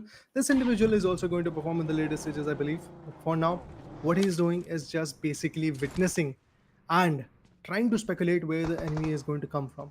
He's trying to get a very clear gist of it. Maybe in the later stages, his fight is going to improve a bit. But for now, Team Rush Gaming is also coming in a closer circuit. We have players like Aju, we have players like Amy, who are still trying to fight back. Look at this, look at this. This will be very interesting. Look at the amount of spray that is going in. Team TBRZ XZL still finds the value in it. That shot being connected, TBRZ XZL gets one more frag. It's the last individual from Team Rush Gaming who is now going to survive. He's the only ray of hope, and his position is also compromised. So alas, he's also not going to survive. It does feel like that his survival is something which is going to be out of hands because of the fact that the opponent knows where you are. That the opponent has got that insight. That nade goes in, it is going to be a close one. Oh, he finds Downpreet. Oh, that's interesting. That's interesting. A very pretty on-point need coming in. But still, the pressure will be there. Rush Gaming might not survive. The S12K has been summoned. Can he switch up the weaponry and do something? No, man. He is not going to do that. From the back end, we do see Team INM also trying to wreak havoc. And INM's players are going to pop out one that is known as Daniel. Now, Daniel has been taken down. Even the other guys from Team INM is now going to completely push down to that territory. Maybe with that, Team TBRZ might go down. But still, the other players like Nobody, the other players like Pete, they are trying to fight back. Nobody also gets damaged a lot. Look at that spray that is coming in from Enigma. Enigma is actually there not with the spray weaponry. He has got that Mini 14. The DMR action definitely looks quite superior for him. Daniel is right now pretty much knocked out and is giving every single ounce of information to his teammates that where are the opponent. But the flank, that can change everything. But Dido with that beautiful nade is going to put one down from Team INM as well. Titan goes down. It's not a very good scenario for Team INM Esports. INM Official, whatever the name is. Dido is trying to cook up another nade. Well, let's see if that nade is going to make any kind of connection. Oh, it did. Oh, it did. The connection is here, guys. Tazo also gets taken down with a damn good amount of nades. We do see a lot of eliminations coming in. We do see a lot of follow-ups being created. Enigma has to now converge back to the side, but the revival is also coming in. It's going to be a battle for Team INM versus Team TBRZ, where all the players from Team TBRZ are trying to fight back. What is that? Enigma gets also spotted. After the spray, we do see a nade also converging. And it is going to be complete closure on to the 3 remaining players of Team INM. Last man standing. Sixer has got that Mini 14. Spots the player, but can he really put all the players down? I doubt that, man. I doubt that. I seriously doubt that. He can easily take down 1 knockout, maybe at max 2 knockouts, or maybe at max 3 knockouts. Can he really bring down the 3rd player, 4th player to be precise? I doubt that, man. Sixer now had to fall back. A lot of sprays is coming on his way. He has to completely move away from this particular side, but those single tap shots are something which is going to be absolutely valuable. Let's see if those shots are going to really get connected. He has got that buggy. Must fall back because if he stays here, he's definitely going to get picked off. That is something which is pretty sure. The other guys from Team TBRC XDL have also slammed onto this compound via the vehicle, as we do see. Not a compound, to be honest, it was a hill, and where the players slammed in, they're trying to gather all the information of where the opponent is, but the opponent was already able to like back out completely from the scene. Bot Chef, welcome on the stream, buddy. How are you? Make sure to be on the stream, keep on supporting the way you are, and give your best to the teams that you are trying to support. 14 teams, 48 players. This Miramar is looking like it is going to get finished off a little early, because every single team is trying to take up a lot of fights, and we do see a lot of casualties being built.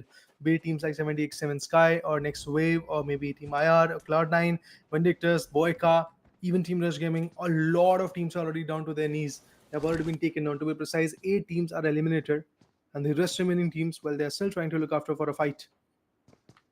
Nades from Team 1 at XH4P. This night can be precise. Nade goes in. Oh, unfortunately, on the lower bottom angle, it was a nade which went actually on the bottom floor. If this nade could have been a little bit more precise, maybe things could have changed. But still, I do believe in the later stages things might change. So let's have a look at how the game is going to unfold from here. The nades are going in. The throwables are still looking quite good. He took in Noxy, and the other players like Kaelin are trying to fight back. Purim about to receive a nade. This nade can be very precise. Trying to angles specifically. Noxy unfortunately gets taken on by Labrat. A good spray with that Scarl. He's going to come really finish him off, that's for sure. That is a finish that they have to really avail. So a revival of Noxy is something which might not come that easily. Aslan on the other corner is also going to cook up a good nade. Maybe that nade is going to make some connection, and once that connection is there, things might change rapidly as well. Kellen has got that beautiful DBS in his hand. He's waiting patiently so that somebody makes an opening. Oh, it's done, guys. It's done. It's a 1v2 by Aslan. Impressive play coming in from his corner. 3 finishes for the whole team of 1xx4p. They were able to secure a chicken dinner yesterday in the map of Miramar, and again in today's day. That means in this particular last match of Miramar, this particular team is still trying to retaliate, which is known as Team TBRZ XDL. Okay, that's interesting. Fisted the way out. Team 1x NRC is also trying to be very chaotic, and the team that they were able to trying to put down is going to be Team RLX Esports. Remember, guys, RLX Esports is one of those teams who are still sitting on the top of the leaderboard due to their performance. A 32 bomber came in yesterday in the first match of Erangel, guys. 32 bomber, and that means they had, if I'm not wrong, 22 finishes and 10 position points overall. And they were able to secure the chicken dinner, as I said. They were able to get 10 for placement points. That means they had the chicken dinner as well. So pretty impressive performance from Team RLX Esports. Although they might actually lose this game, they might not be able to bring in the best out of it. But still, I have to say, man, RLX Esports is one of the best teams that we have seen in this lobby. Along with that, we have Team TBRZ, XDL, and VG as well. We have Team 1hit NRC and 1hit H4PO as well, who was trying to perform. MIG official was also quite good. Cloud9 on the starting day was absolutely chaotic, but in the next day and the day number 3, again, Cloud9 is unable to perform a lot. They have not been showing that kind of presence in the game, which is kind of scary for me, because that particular team really upholds a larger spot in my mind. So I definitely wanted to see something interesting coming in from the corner as well. Let's see what happens next, guys.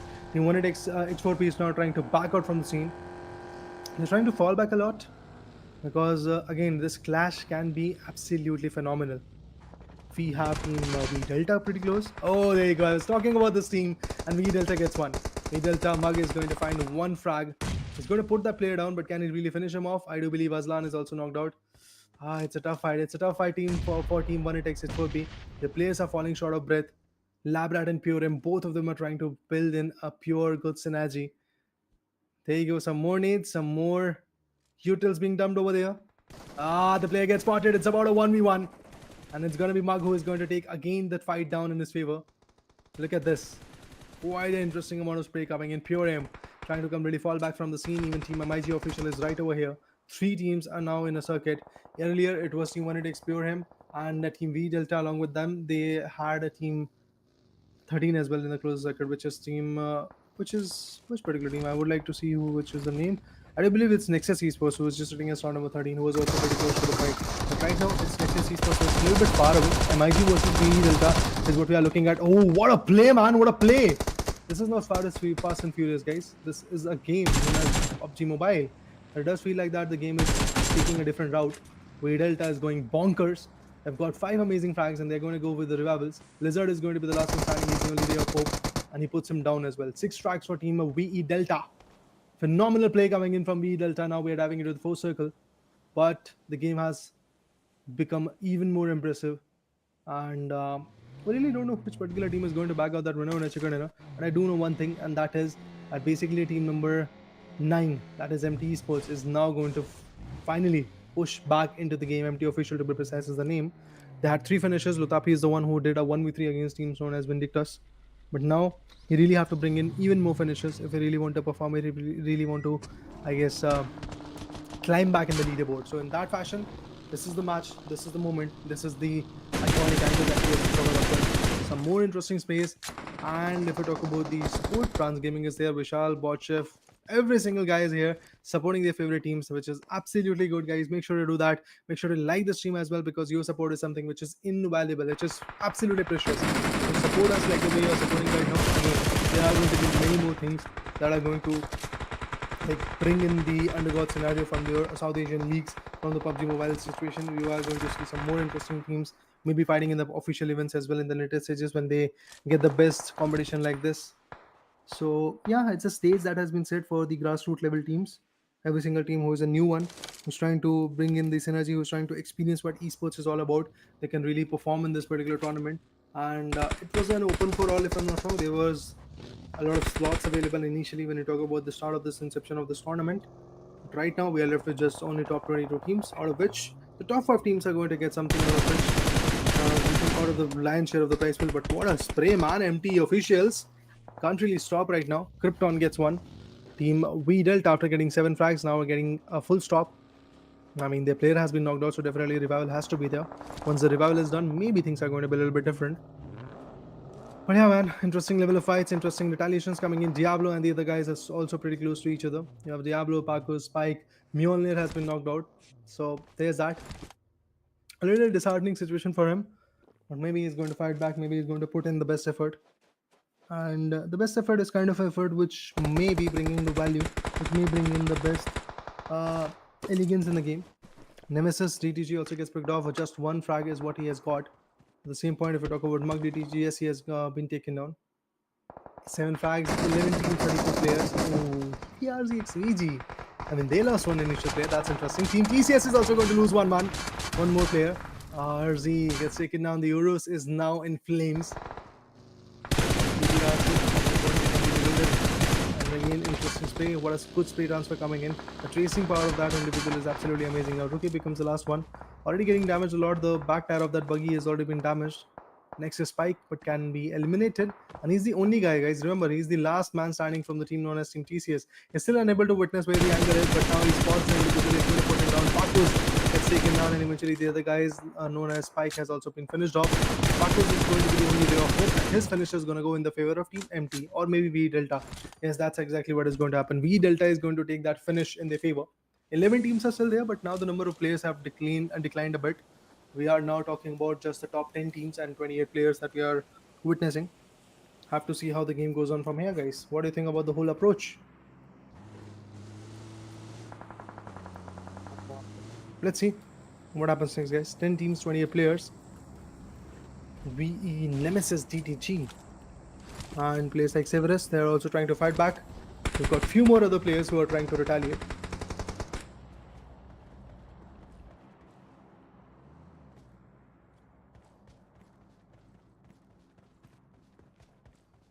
All right, guys. Let's have a look at what happens next. I mean, this is the last day, so definitely the energy is quite high when it comes to the teams.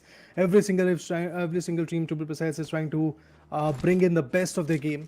Now, if we talk about the top 10 teams, well, we are left with just 28 players in top 10 teams. The names are V Delta. We have teams like Vanitex and RC. But Vanitex and RC, I was talking about that team TBRZ's. Preeti has been taken down. It is a loss for Team TBRZ as well.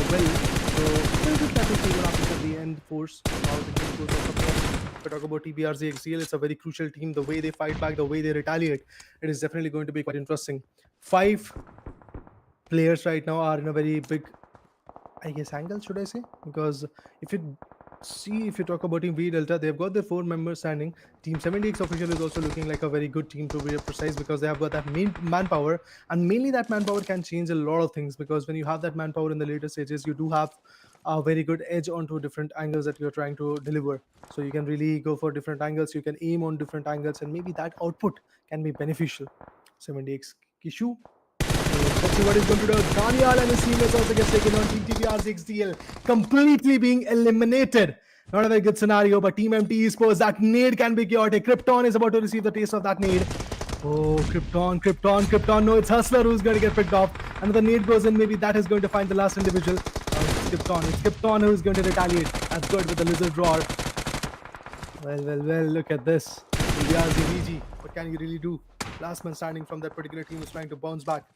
It's a tough fight for these individuals. Top 6 teams and 20 players are still surviving in the game. The remaining are going to be the 20 members which are there in the lobby. Team TBRZ XVG still, they are looking forward to get a revival, but that nade is going to be a close one, that's for sure. Oh, look at that. The nade is going to cost him a lot. Panda. He is also going to get taken down. Cruiser and Panda, both of them are now done and dusted.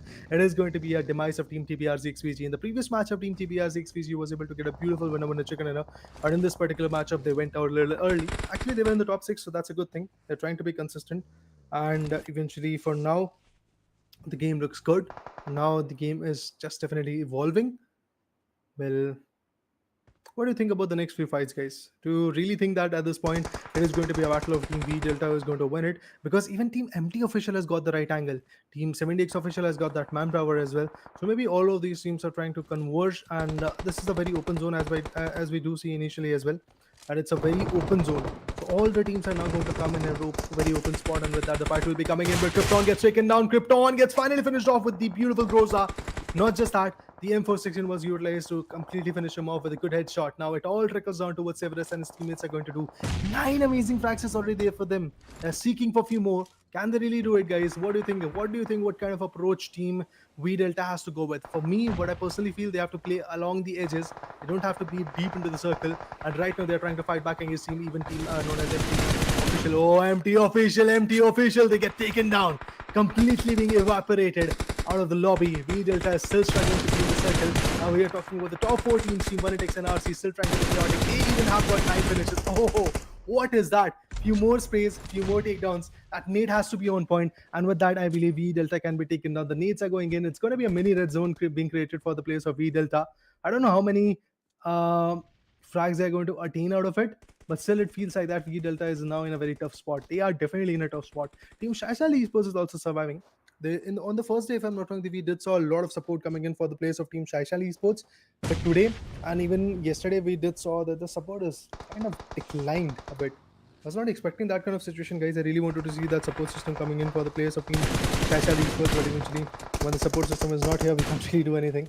I would like to just request once again that make sure to go ahead and support your favorite teams. That's all I really want to go with. But for now, when you talk about teams who are surviving, it is going to be teams like 70x Official. We have got even Team 1x and RC. And along with that, we have one more team which is known as Team VE Delta. Now, the only team who has got the zone control, it's going to be Team 70x Official. They have got the whole zone control in their favor. They're trying to take up a fight against 2 big teams. Okay, Mug DTG wants to be in the circle, but can he really be? But that USC is going to move in. Coolhead gets taken down. Not just that, even one more player is going to get taken down. It's going to be if I'm not wrong, Kishus, who has been taken down from Team 70x Official. I was craving for a winner chicken dinner coming in from Team 70x Official, but it feels like that chicken dinner is miles away. Because despite the fact that Team 70x Official is right there holding the whole center point of the zone, they're unable to completely get a hold on it. They're unable to completely control on it. But now the revivals will be there. They have already got 7 finishes. They are seeking for a few more. And the needs that are there from Team 70x, Doom and RC is still there. But V Delta. They're about to get eliminated. Yes, they will definitely get eliminated. Now it all trickles down to a 3v4 fight. It is going to be a battle between 1x and RC and Team 70x Official, where Team 70x Official has got some decent angles to play with. And now the players are getting picked up. No, man, this is not looking good. Cocaine gets taken down. Now it's just that. The cool head guy is also going to get picked up pretty soon with the nades that are coming in. Look at this. Doom and RC is trying to be a little bit more predictable. He's trying to figure out where the opponent is. Oh, that's bad. Cool head. Can he really bring in the game? It's going to be a 1v2 type of fight coming in. Nova, switches the weaponry, but still was unable to be fruitful enough. Coolhead now is in a 1v1 type of fight. It's Doom and RC versus Coolhead. Although Coolhead is now sticking to a revival, he's going to go for a revival, and once that revival is completed, he's going to fight back. Some more smokes. He could have actually gone for a molly, but this guy decided to go for the smokes. Another revival will be coming in. Coolhead has definitely got this is that he has to bring in his teammates back in the game. But now the nades will be coming in. Let's see if Cocaine's nade is going to get connected. It is going to be a situation where Cocaine can really be fruitful. Has got that nade in his hand, but still not being that pressurizing. Oh, Potter won't be able to survive. Look at this. Coolhead is going to get connected with the frags. Damn, that's good. Again, Cocaine also gets spotted. It is a match which can go in the favor of Team 1ATX NRC. It is actually going to be the first chicken dinner for Team 1ATX NRC, and I do feel like that it's going to be a game for Team 1ATX NRC. Nate goes in, Kishu's YT. The guy who can change every single thing has got those nades. He's trying to come up with it. It's going to be a 1v2 fight for him. Let's see, can he bring in the A game? Oh no, he gets spotted, but eventually he takes one individual down. He's going to completely finish him off. That's it. It's going to be a 1v1 fight now. He switches the weaponry once again. Has got that M416 with the 6.6 scope. Oh, 6.6 scope is fully open. That's why the precision might not be there. And there you go. It's done, guys. 1ATX NRC. They're going to find out a beautiful, valuable chicken dinner coming in into the game. And unfortunately, Team 70X official was unable to get it. So congratulations on a beautiful chicken dinner, Team 1ATX NRC. I was expecting this kind of play coming in from their corner from the start of the game, but finally in this particular matchup, in the second last match, Team 1ATX NRC finally backs out a crucial winner in a chicken dinner, which is absolutely important. They had to get it. They had to be ready. They had to be on point from the start. I mean, they were struggling. But yeah, finally they have got that closure. Finally, they have got a winner chicken dinner. Finally, they are able to retaliate in the game. Good. And congratulations for Team 1 at NRC to really be back in the game. But remember, guys, only the top 5 teams are going to get something when it comes to the prize pool. So being in the top 5 is going to be a big challenge for all the particular teams. RLX Esports is one of those teams. Team TBRCX VG is another team. Even if I talk about team like TBRZ XDL or maybe Team 1ATX H4P, these are the few teams who are still maybe possibly in the top 5 positions because they have been consistent from the start of the day one, which was on 21st of November, if I'm not wrong. From the start of that day, from the first match till the 8th one, they have been consistent. RLX is one of the most consistent team, and then following them, we have teams like Team BR is TBRZ, VG, and the other teams. But for now, the question arises: what will happen in the last match, guys? One last match to go. It will be the map of Vikendi. For that, enjoy the cinematics and the highlights, and after that, we'll be back once the match gets started. So stay tuned, guys.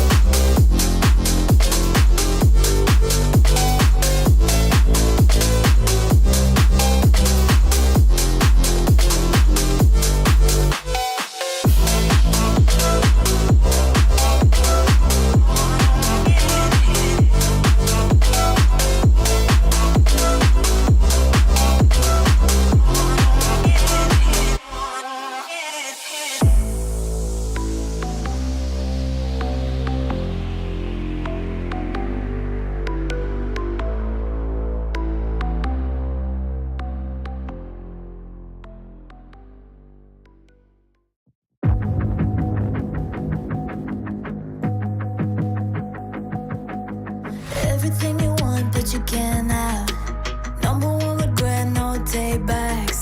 The hole in your chest, that's payback. Payback, yeah, you better take that. You could call me selfish and critical, I could take the blame. Just like I could take a match and send it up in flames. Don't say I didn't warn ya, this might hurt, but that's just karma.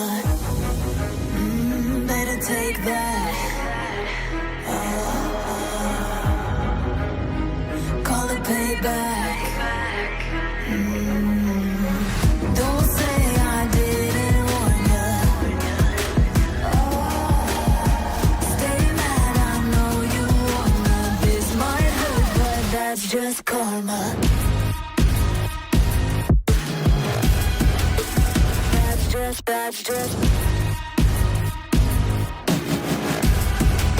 That's just karma. Go and play the part, play the victim. Throw a pity party with your demons. Blaming everybody and you're screaming. But I'm the one bleeding. You're the one that's selfish and critical, you could take the blame. Just like I could take a match and send it up in flames. Don't say I didn't warn ya, this might hurt. That's just karma. Better take that. Call it payback. Don't say I didn't warn ya.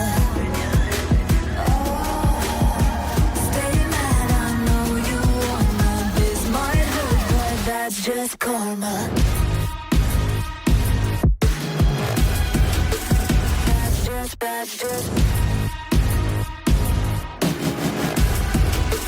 That's just karma. Hold your heart and let it die. Better say your last goodbyes. Oh, come back. I don't need you, I don't want that. Don't say I didn't warn you. That's just karma.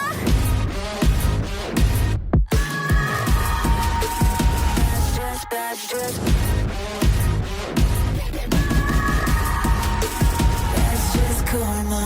Don't say I did. Stay mad, I know you That's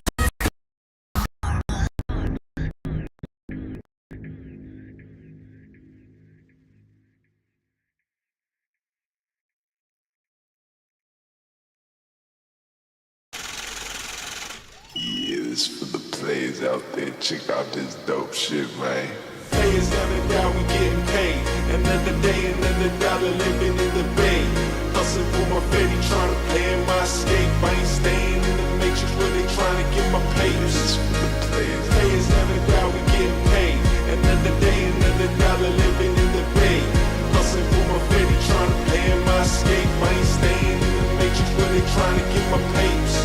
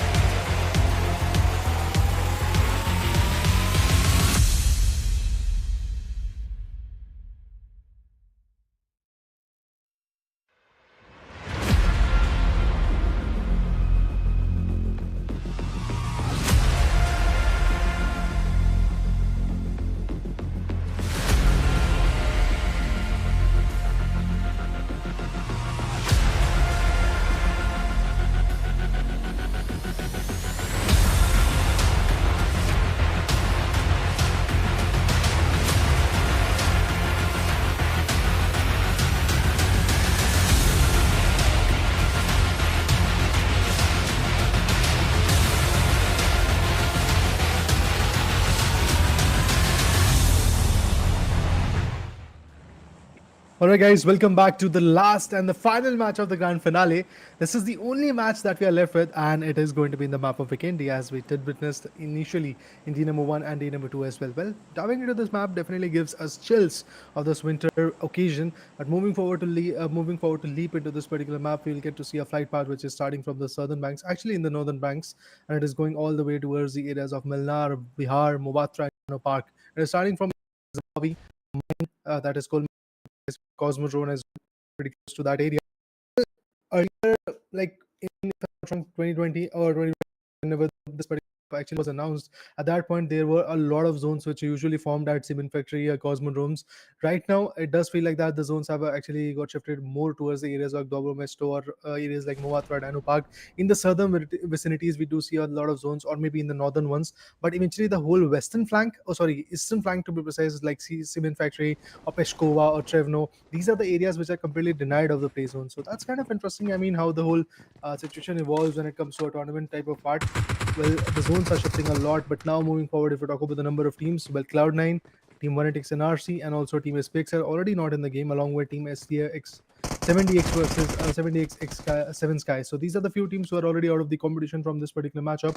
But this is the last match, so every single team had to be there. That's what I do believe. Like, even if you are if you have a very good clarity that you are not going to qualify or maybe not going to get those top 5 positions, still make sure to join the lobby, because again you can get to learn something out of it. And Vikendi is a map which usually is not being played that much, but thanks to our team at 70x Official and also Rush Gaming, and along with that the management team at KPGC Official, that we do see this particular map coming in. And due to that, yes, we have a lot of interesting fights coming in. But now moving forward, Team Next Wave, they have gained a frag. They were about to lose Frankie, but eventually that revival came in.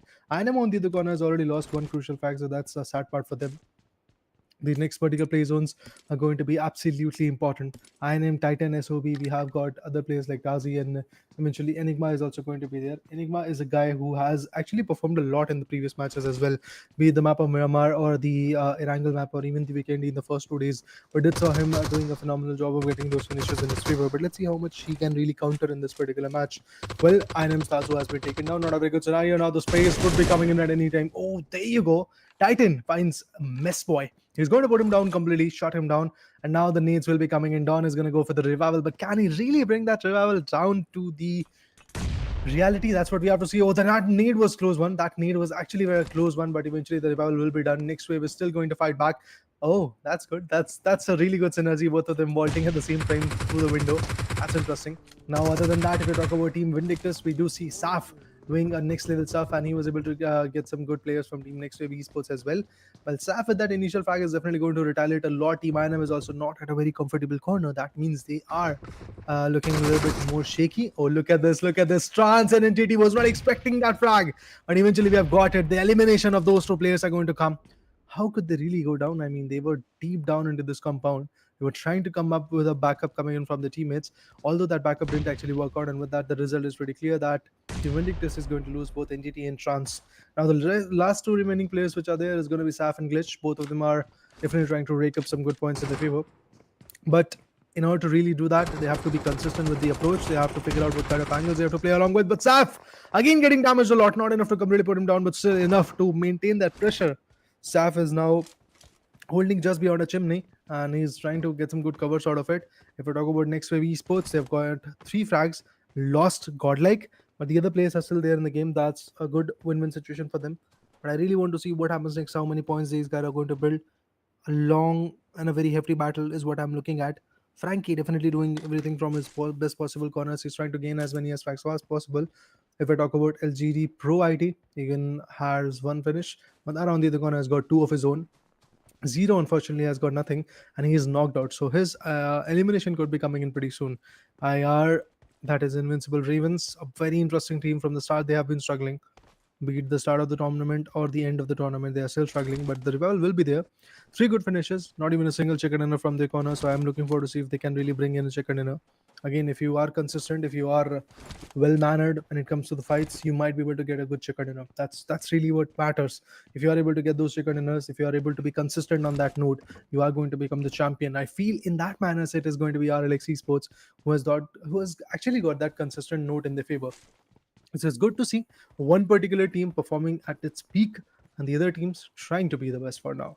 Let's have a look at what team RLX is going to do. Saf on the other corner finds one more. It's going to be Don who is going to be taken down by Saf. Glitch also gets retaliated by Next Wave Esports. It's going to be Frankie who gets one crucial pick onto the players of team Vindictus.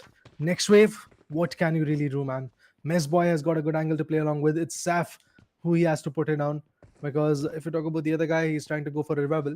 Maybe Saf is also going to converge down so that he can bring in the revival. But Glitch, not at a very good spot. Spots 1-1. He's going to take down Mess Boy. That's it. One more crucial pick. Saf has already got a 3K. Now he's hunting for the fourth one. Will he spot him? Yes, indeed, he is going to do that. A 1v4 from Saf. Phenomenal performance. Now he's going to move back to his teammate known as Glitch and get that revival done and dusted at the same point. The other players from Team INM can actually spot him and maybe put him down. But for now, Saf being very precise with it, being very precise with his play, is going to go with the revival. It's in a very open spot, but he kind of knows that there is nobody pretty close to him, so he can actually go for that revival.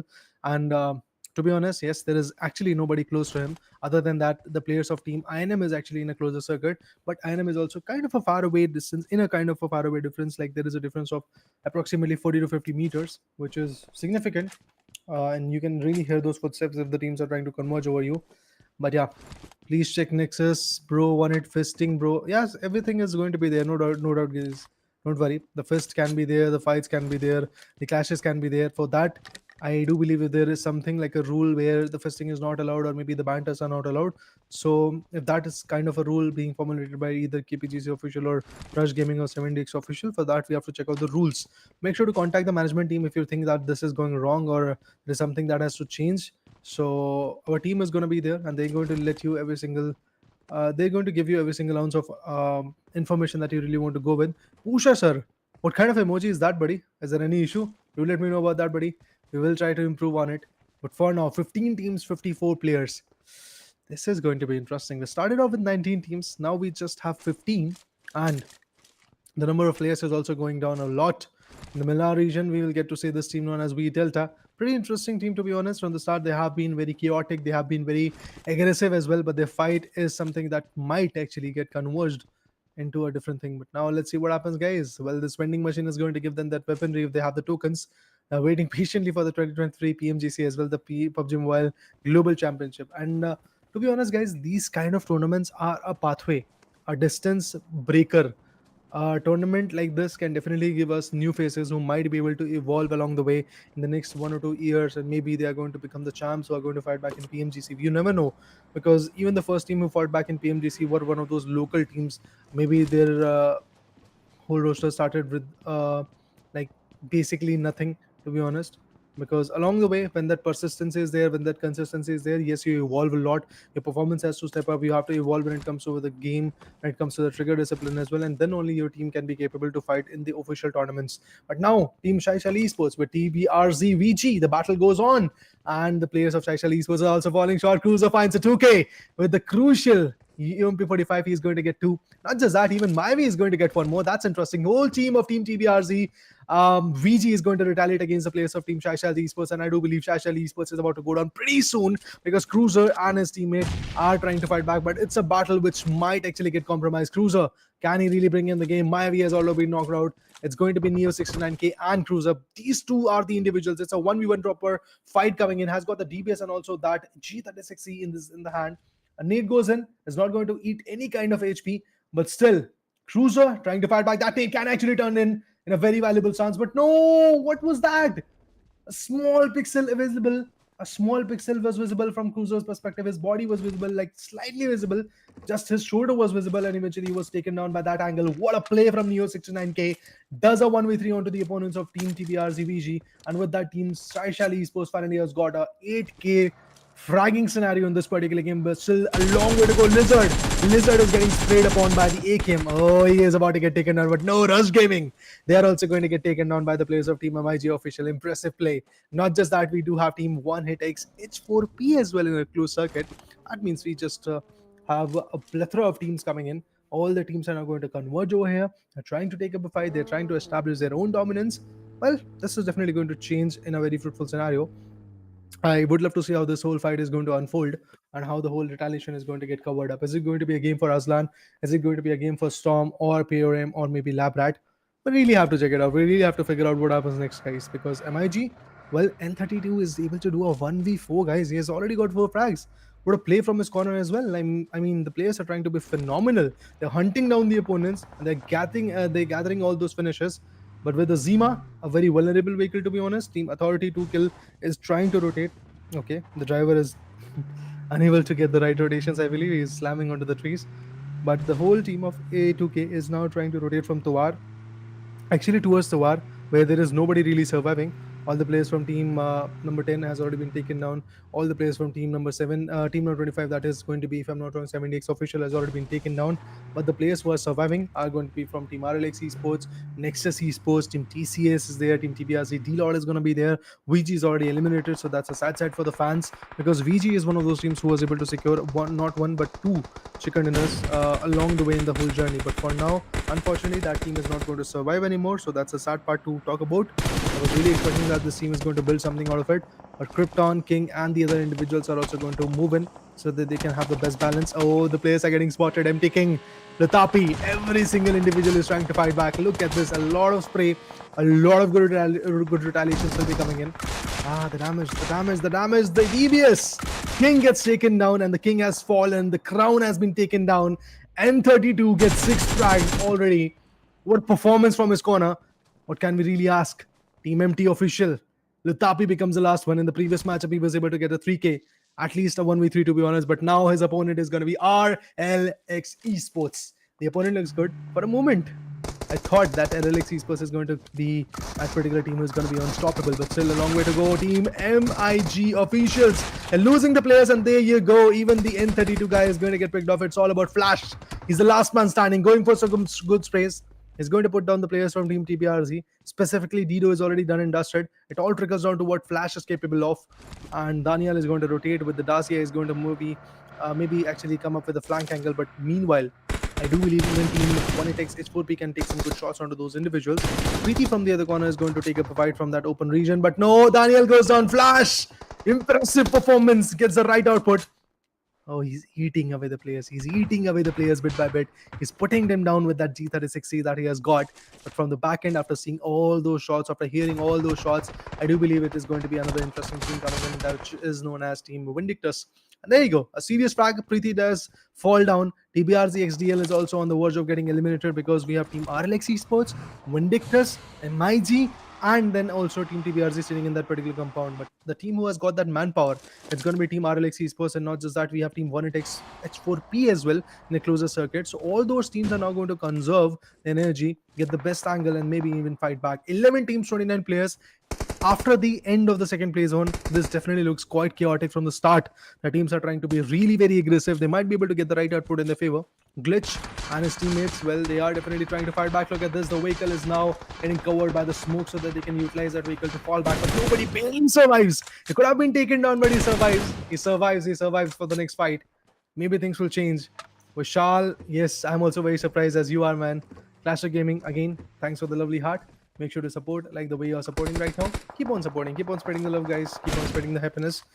Nobody IGL at the other corner, nobody DL to be precise, has been taken down. That means all the individuals of Team TBRZ XDL are done and dusted. They have been eliminated from the lobby. And with that, all the matches in the grand finale is pretty much done for Team TBRZ XDL.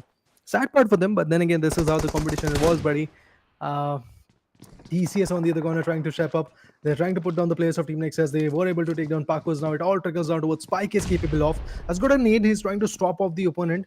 And there you go, guys. Another nade will be coming in. He's trying to run away with the DBS, but unable to do anything. Now another DBS shot will be coming in. Definitely was able to do a 1v1, but can't do a 1v3. It's done. It's done for the individuals of Team Nexus. And TCS fights back and gets a 4K. Impressive play, guys. Indeed impressive play. The next play zone, which is going to be the third one, is going to get compromised in about 50 seconds. So after 50 seconds gets over, every single team is going to make a move so that they can be in the circle. Specifically, holding of the circle is going to be a very important job, because once you have that circle control, you might be able to fight back in the later stages as well. And if you don't have the circle control, there is nothing really fruitful that can come out of it. Kalen and the other guys are also trying to manage themselves, also trying to be the best.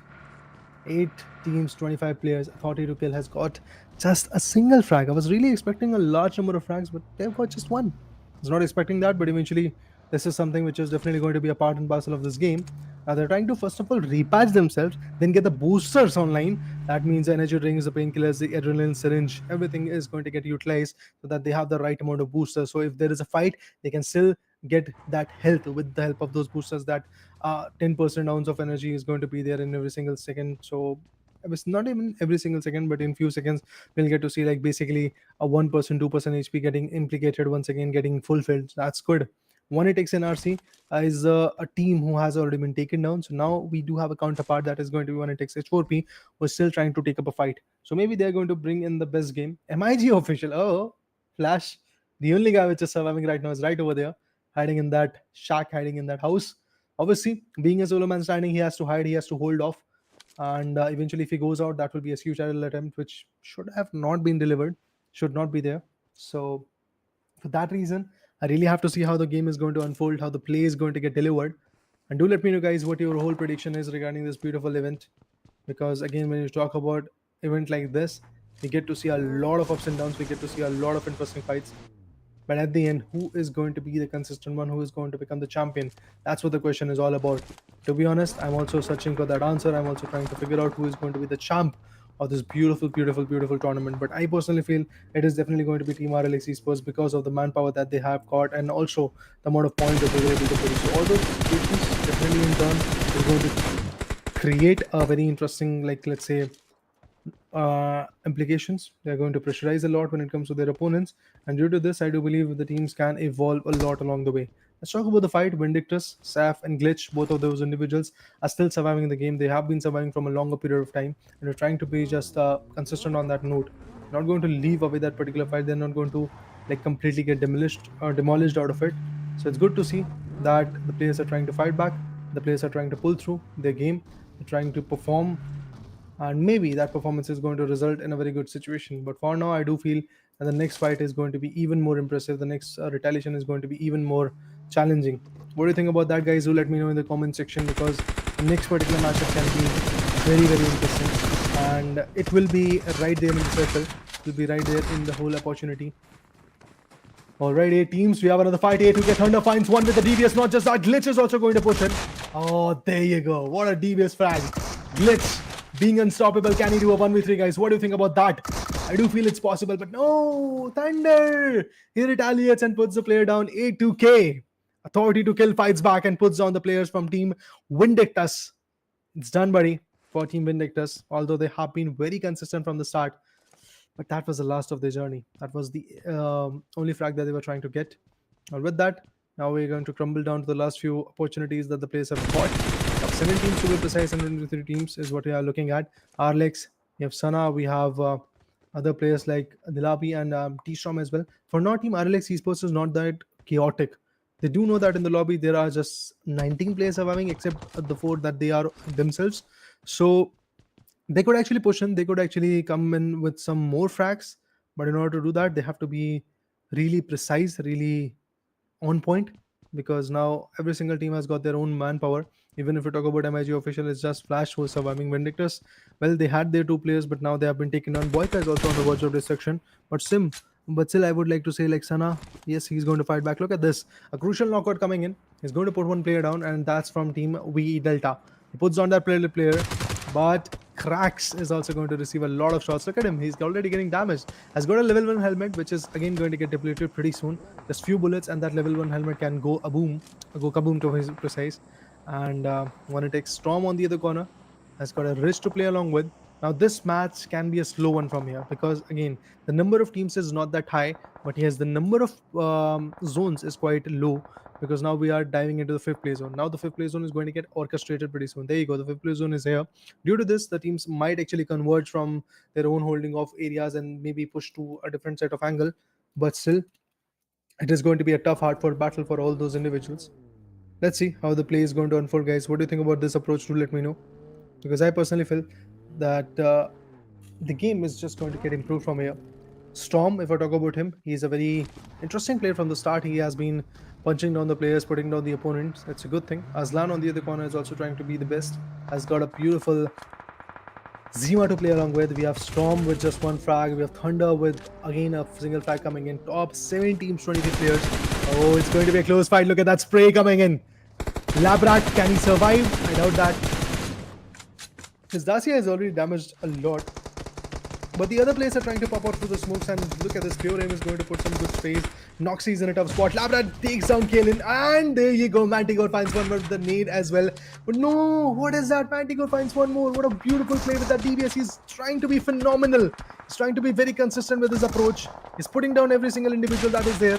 But Team One takes H4P is in a very tough spot right now. They are outside the circuit, and there you go, another nade sets up Blaze Pure Aim. With that, the last man standing from Team One takes 4P is going to survive, and he's way too far away. He's going to slam directly over here so that he can bring in some revivals possibly. But I feel it's going to be a game for Team Authority to kill right over here, because Storm is the only individual surviving, has slammed pretty close to this boulder. RLX is also converging right here, and there you go. A2K Thunder is going to finish off Labrat. Azlan is also going to get taken down.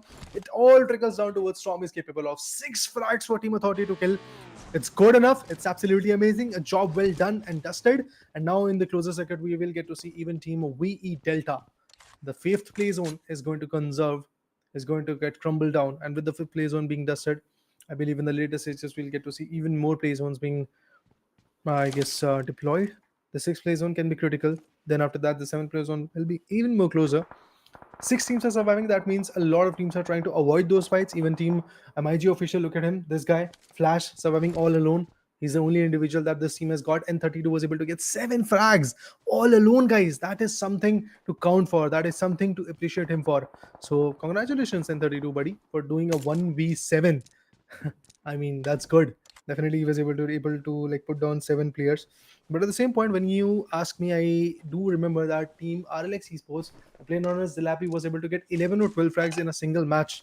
That too in the second day. Like just yesterday in the first match, he was able to get those many frags beyond the areas of Water City. So he is absolutely phenomenal. But for now, RLX Esports is trying to figure out how they can really bring in the chicken dinner, because they somehow lost the grip in the first map of an angle. Then eventually even the Miramar got slipped off from the hand. So this is one last match to play along, and in this particular matchup, if they get the winner chicken dinner, what more is going to be good enough for them? Boyka. Oh, Boyka actually came back with just 2 players in the lobby. That's interesting. I mean, I know that this is the last match, but you can't really play a squad battle along with a duo. But in the Villa region, we'll get to see some nade exchange coming in between the players of 1x4P and MIG official. But the nade is going in. Not that on point, to be honest. The nade is going to get cooked up, but Flash, can he survive with it? Well, he does. He does survive with it. Delta on the other corner is also getting crumbled down. Oh, actually, the knockout came from 1x4P, and eventually the elimination came in from RLX. That's interesting. The finishers are getting stolen. Authority to kill. Noxy gets taken down. D-Storm gets taken down. I would like to see that particular fight, guys.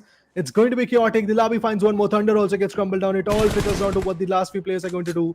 Team Authority to kill has just Manticore and Kalen surviving. Noxy, Thunder, both of them have already been put down. Oh, Kalen goes in with the nade. Can it damage out the opponent? Yes, indeed it did. Damage definitely came in onto the opponents. Not enough to completely put them down, but still the pressure is coming in. Good enough. Kudos to that. And the 6th play zone finally forms down. The 6th play zone is now getting converged, and with that we might see some more clashes being developed, because V Delta is like basically a compound away. But RX Sana with the vehicle combustion, they are going to get picked off. Sana is now down to his knees. The revival is something which is going to be critical. Another molly goes in. The lobby in a very tough spot. Yes, the molly is going to get damaged. The lobby. Oh, nice retaliation. Nice angles being deployed. The nade is going to get cooked up. This is going to be the 3rd nade. It's going to be on point, but can he repatch himself even before that? Yes, indeed, he did. He did repatch himself. The timing about that first second was absolutely on point. But yeah, there you go. The nade parade is not going to stop. Team RLX is also going to retaliate. D-Storm gets one crucial pick onto that individual. And the last man standing, Kalen, is actually on the top of that angle. Oh, the damage that Kalen got inflicted with was absolutely on point. Now he's going to completely climb out of the window. I do feel no, that's not possible. Oh, both the players are going to get crumbled down by the molly as well. I do feel in the kill feed we'll get to see that. Yeah, there you go. I was talking about this. The lobby got knocked out. D-Storm's SP is way too low, but Dilabi is finally going to get the revival. Look at the HP that Dilabi has got. Like basically 0, to be honest. I'm not even able to basically count the amount of HP that this guy has got. Congratulations on surviving, buddy. Now Team RLX is back in game, and with that edgy performance, I believe RLX Esports can now fight back and they've got that reason to really be back in the game. They've got that reason to really fight back, and they've got that reason to bring in the best performance. And with that, I do believe there could be a very interesting winner chicken dinner coming in from the place of Team RLX Esports. A crucial battle, a very important battle for them to be precise. But look at this. The players has been spotted. Sana is about to get knocked out. Can he be knocked out? No. Misses by just few bullets. But VE Delta, this is the team that I'm talking about, guys. They are actually on the edge of the circle. That's good for them. Congratulations for holding it off. But Evil is also going to come up with some more sprays of his own onto the street front. Oh, there you go. The sprays are coming. The damage will be there. Definitely a significant amount of damage will be getting inflicted. MIG official, the last man standing, Flash, running away with his vehicle, trying to climb in, trying to get the best out of it. But D-Storm finds one, and that's going to be Nemesis. Nemesis and Bug, both of them have been taken down. V Delta is now left with just last two individuals. They might actually come back with few more sprays of their own. But Cracks and the other guy Nemesis definitely wants to fight back. Oh, Storm unfortunately gets picked off. The guy who was fighting back against Flash in the villa is now done and dusted. It's Flash who is surviving still there for the team. Is now in the top 4 positions. D-Storm unfortunately gets taken down by the Cracks guy with the nade. It's a crucial nade coming in, but Flash! It's a close nade, but no, Flash survives. That's good. Flash is going to survive. Congratulations. A lot of congratulations from my corner to every single team, to be honest. Because again, survival is something which is like a treat for you when you're fighting in a battle like this. You have to be on point on it. And if you either slip or maybe come up with a wrong decision, you are going to get completely taken down. So for that reason, being consistent is going to be really very important for the players. So VE Severus, last man standing. Oh, the DBS action goes in. Sena gets another frag. Evil and his teammates are able to get 12. Now they are in the top 3, and the only opponent that they've got is going to be Team Boyka. MIG official is still trying to fight back. It's going to be Flash, and apart from that, Boyka's 2 other individuals are also there. So it's RLX versus MIG versus the other guy known as Luca coming in from Team Boyka. But Boyka loses one. That's bad. The knockout is going to be there. And with that, the slam coming in from Team RLX is also going to be there. Dilabi is already initiating. Dilabi has already taken a good angle to play along with. And he's going to move in. He's going to possibly put down that particular player. MIG Flash's angle is also compromised. So he's also going to get spotted pretty soon, I believe. Due to the tracks in the snow terrain, definitely his positioning is going to get revealed. I mean, the trajectory where Flash went in is going to get revealed. But they have to really focus on Boyka and the other guy. Like Luca and the other guy from Team Boyka. If they are able to put them down, Flash is just an individual. And I do believe that RLX do not have any kind of information like that. They think that it's a total team play coming in. It's a 3v4 to be precise. And that's how they're trying to take the fight with Dilabi. Can they put down the players? No, D-Storm. Oh, D-Storm gets taken down. Flash finds another value. Not just that, he is possibly going to take down another man. Flash in a very tough spot. Boyka is also about to lose. Oh, that's bad for Team RLX Esports. They might actually lose this chicken dinner, guys. What do you think about that? I don't feel now that is going to be a possibility because Flash again is going to finish off both the players down. But with that, the winner chicken dinner will be coming in. Team RLX is going to bag out another crucial winner chicken dinner. Impressive play, guys. From the start of this game, I was basically saying that RLX Esports has not got any chicken dinner yesterday. Oh, sorry, today to be precise. And to be honest, in the map of Erangel, we usually saw them in the first 2 days that RLX Esports was dominating, but today in the map of Erangel, it was Team TBRZ VG who dominated and who got the chicken dinner. But now, when you talk about Team RLX Esports, they finally were able to fight back, and the map which is in their favor is going to be the map of Vikendi. Impressive performance indeed coming in from RLX Esports, and I do believe somewhere around 15 points is what they're going to get when it comes to their finishes, and a total of 25 points is what they're going to get. So congratulations on the note of a winner chicken dinner for RLX Esports. Was really expecting a lot from that particular team. So basically RLX Esports has got somewhere around 80 to 90 points all together with the chicken dinners. But other than that, they had some consistent matches as well, like basically 3 chicken dinners and 6 consistent matches. So throughout, I believe close to 150 points is what Team RLX Esports is going to have in the leaderboard. But I will wait to see if my predictions are right or not when the leaderboard will be coming in on the Instagram handles of Team 70X Esports, Rush Gaming, and also KPGC official. So make sure to follow all these social handles that you do see right over here. My name is Rita, guys. This is it for this beautiful tournament known as Masters League Season number 1. We'll be back with the season number 2 and many more tournaments. Till then, peace out. Thank you for joining us. Love you. Bye-bye. Peace out. Your chest, let her go out with it, go up and down with it. You just like the bad girl, in there she's the best. Easy with the sad girl, she'll put you to the test. Now she's just a mad girl, laying on your chest. Let her go out with it, go up and down with it. Girl, she's the best. Go out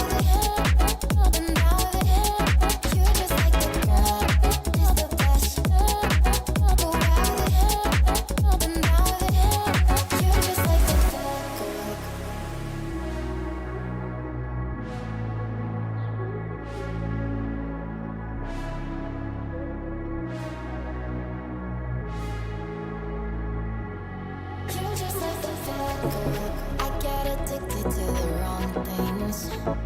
You come along searching for one thing. One near you and then I'm out here feeling alive. I'm out here feeling alive. You're just like the bad girl.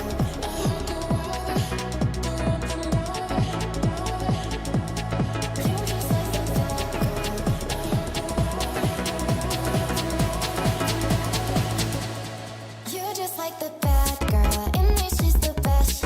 Easy with the sad girl. She'll put you to the test. Now she's just a mad girl. Laying on your chest. Let her go out with it. Go up and down with it. You're just like the bad girl. In me, she's the best. Easy with the sad girl. She'll put you to the test. Now she's just a mad girl. Laying on your chest. Let her go out with it. Go up and down with it.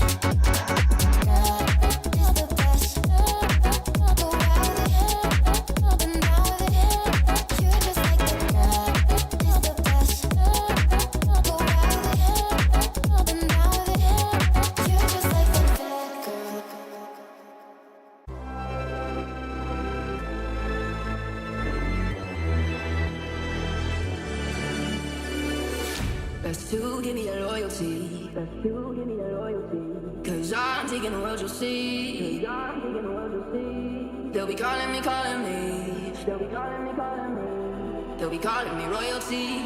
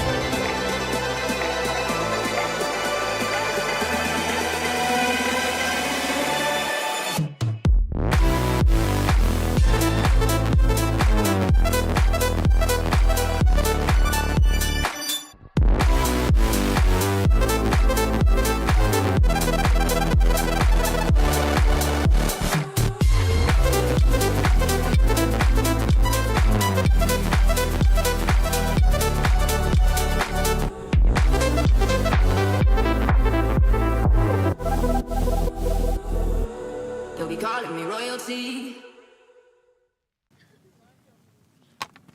I'm halfway out, just trying to lose you now. Yeah, it was an illusion now. Yeah, I just wanna see you out. So give it up, leaving all your texts on red with the games you left now. Give it up, sick of all the things you said getting in my head now. So I don't wanna know, I don't wanna know where you go. I don't wanna know. Yeah, it was an illusion now. You're leaving all the doors like that. Yeah, I don't wanna know.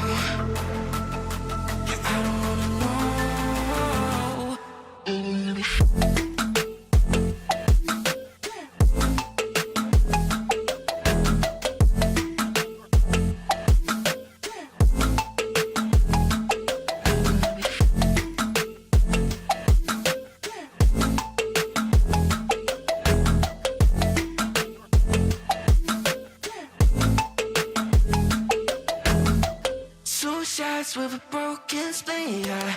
I'm blessed with the mess you leave, yeah. It's hard to stop and breathe, yeah. So I don't wanna know the things that you left in my brain, starting all over again, yeah. I only put it away, now you run back in my face, yeah. I'm done with all that you can say, yeah. So leave me alone, 'cause I don't wanna know. I don't wanna know where you go. I don't wanna know. Yeah, it was an illusion now. You're leaving all the doors locked out. Yeah, I don't wanna know. Yeah, I don't wanna know.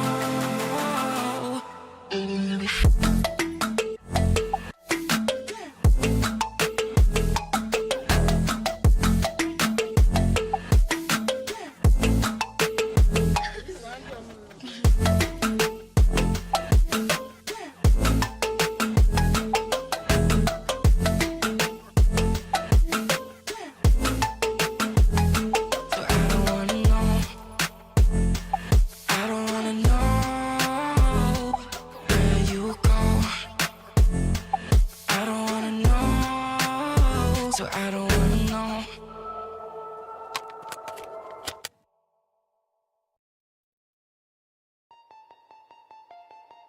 Artificial love, we just make it up, 'cause reality will never be good enough. And even if it was, we just mess it up, 'cause we already lost, addicted to the rush. I never meant to fall. All I wanted was a touch of artificial love. We just make it up, 'cause reality will never be good enough. And even if it was, we just mess it up. Artificial love.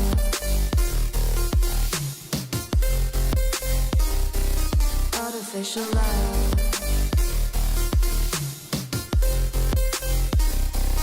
Artificial love. We just make it up, 'cause reality will never be good enough. And even if it was, we just mess it up, 'cause we already lost, addicted to the rush. I never meant to fall. All I wanted was a touch, 'cause we already lost, addicted to the rush. I never meant to fall. All I wanted was a touch, artificial love.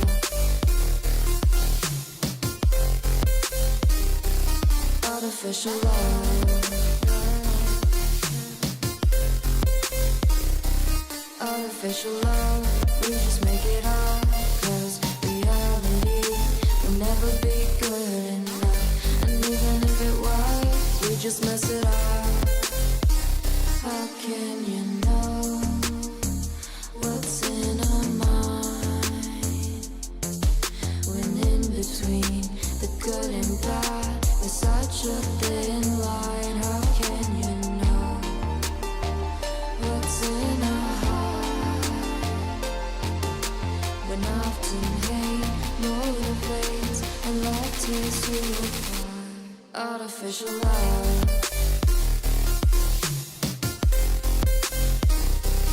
Artificial love.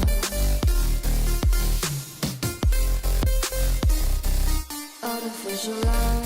We just make it up, 'cause reality will never be good enough. And even if it was, we just mess it up.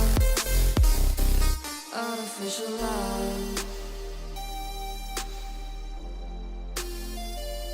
Artificial love. Artificial love. Artificial love.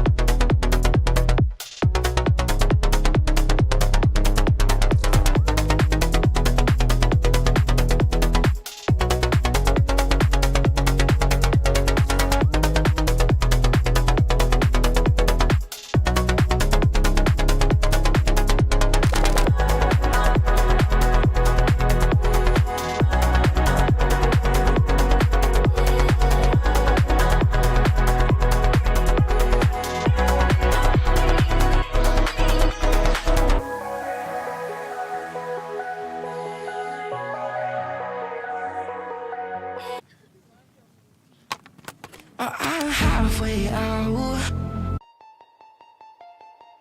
Artificial.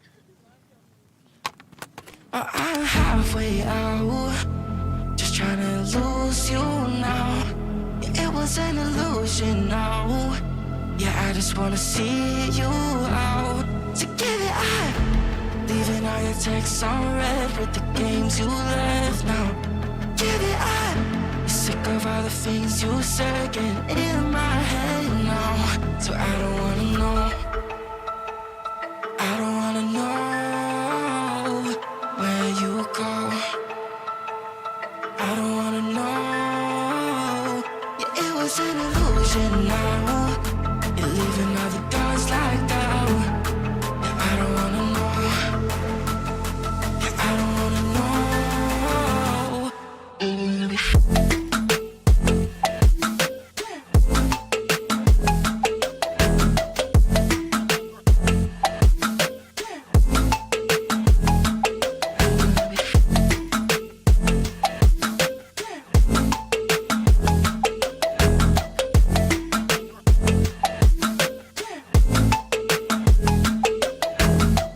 Two shots with a broken spleen, yeah. I'm blessed with the mess you leave, yeah. It's hard to stop and breathe, yeah. So I don't wanna know all the things that you left in my brain, starting all over again. Yeah. Only put it away, now you're right back in my face. Yeah. I'm done with all that you can say, yeah. So leave me alone, 'cause I don't wanna know. I don't wanna know where you go. I don't wanna know. Yeah, it was an illusion now. You're leaving all the doors like that. Yeah, I don't wanna know. Yeah, I don't wanna know.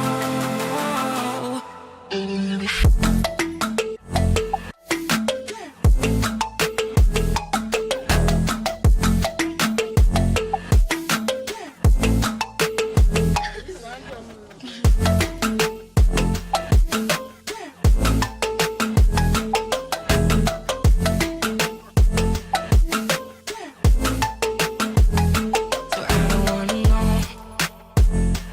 I don't wanna know where you go. I don't wanna know. So I don't wanna know.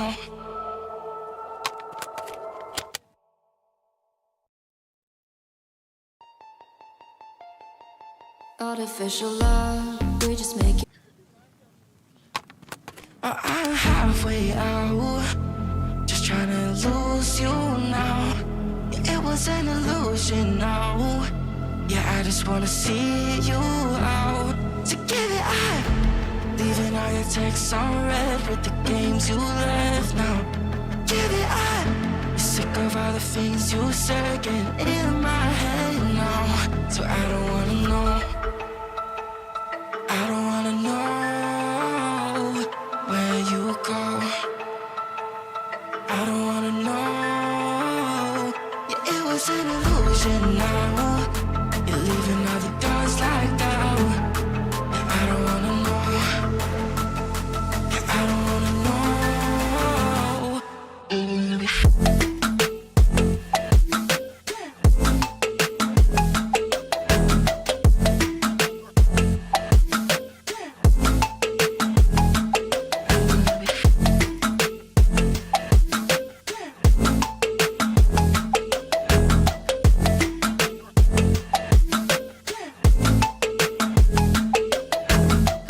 Two shots with a broken spleen, yeah.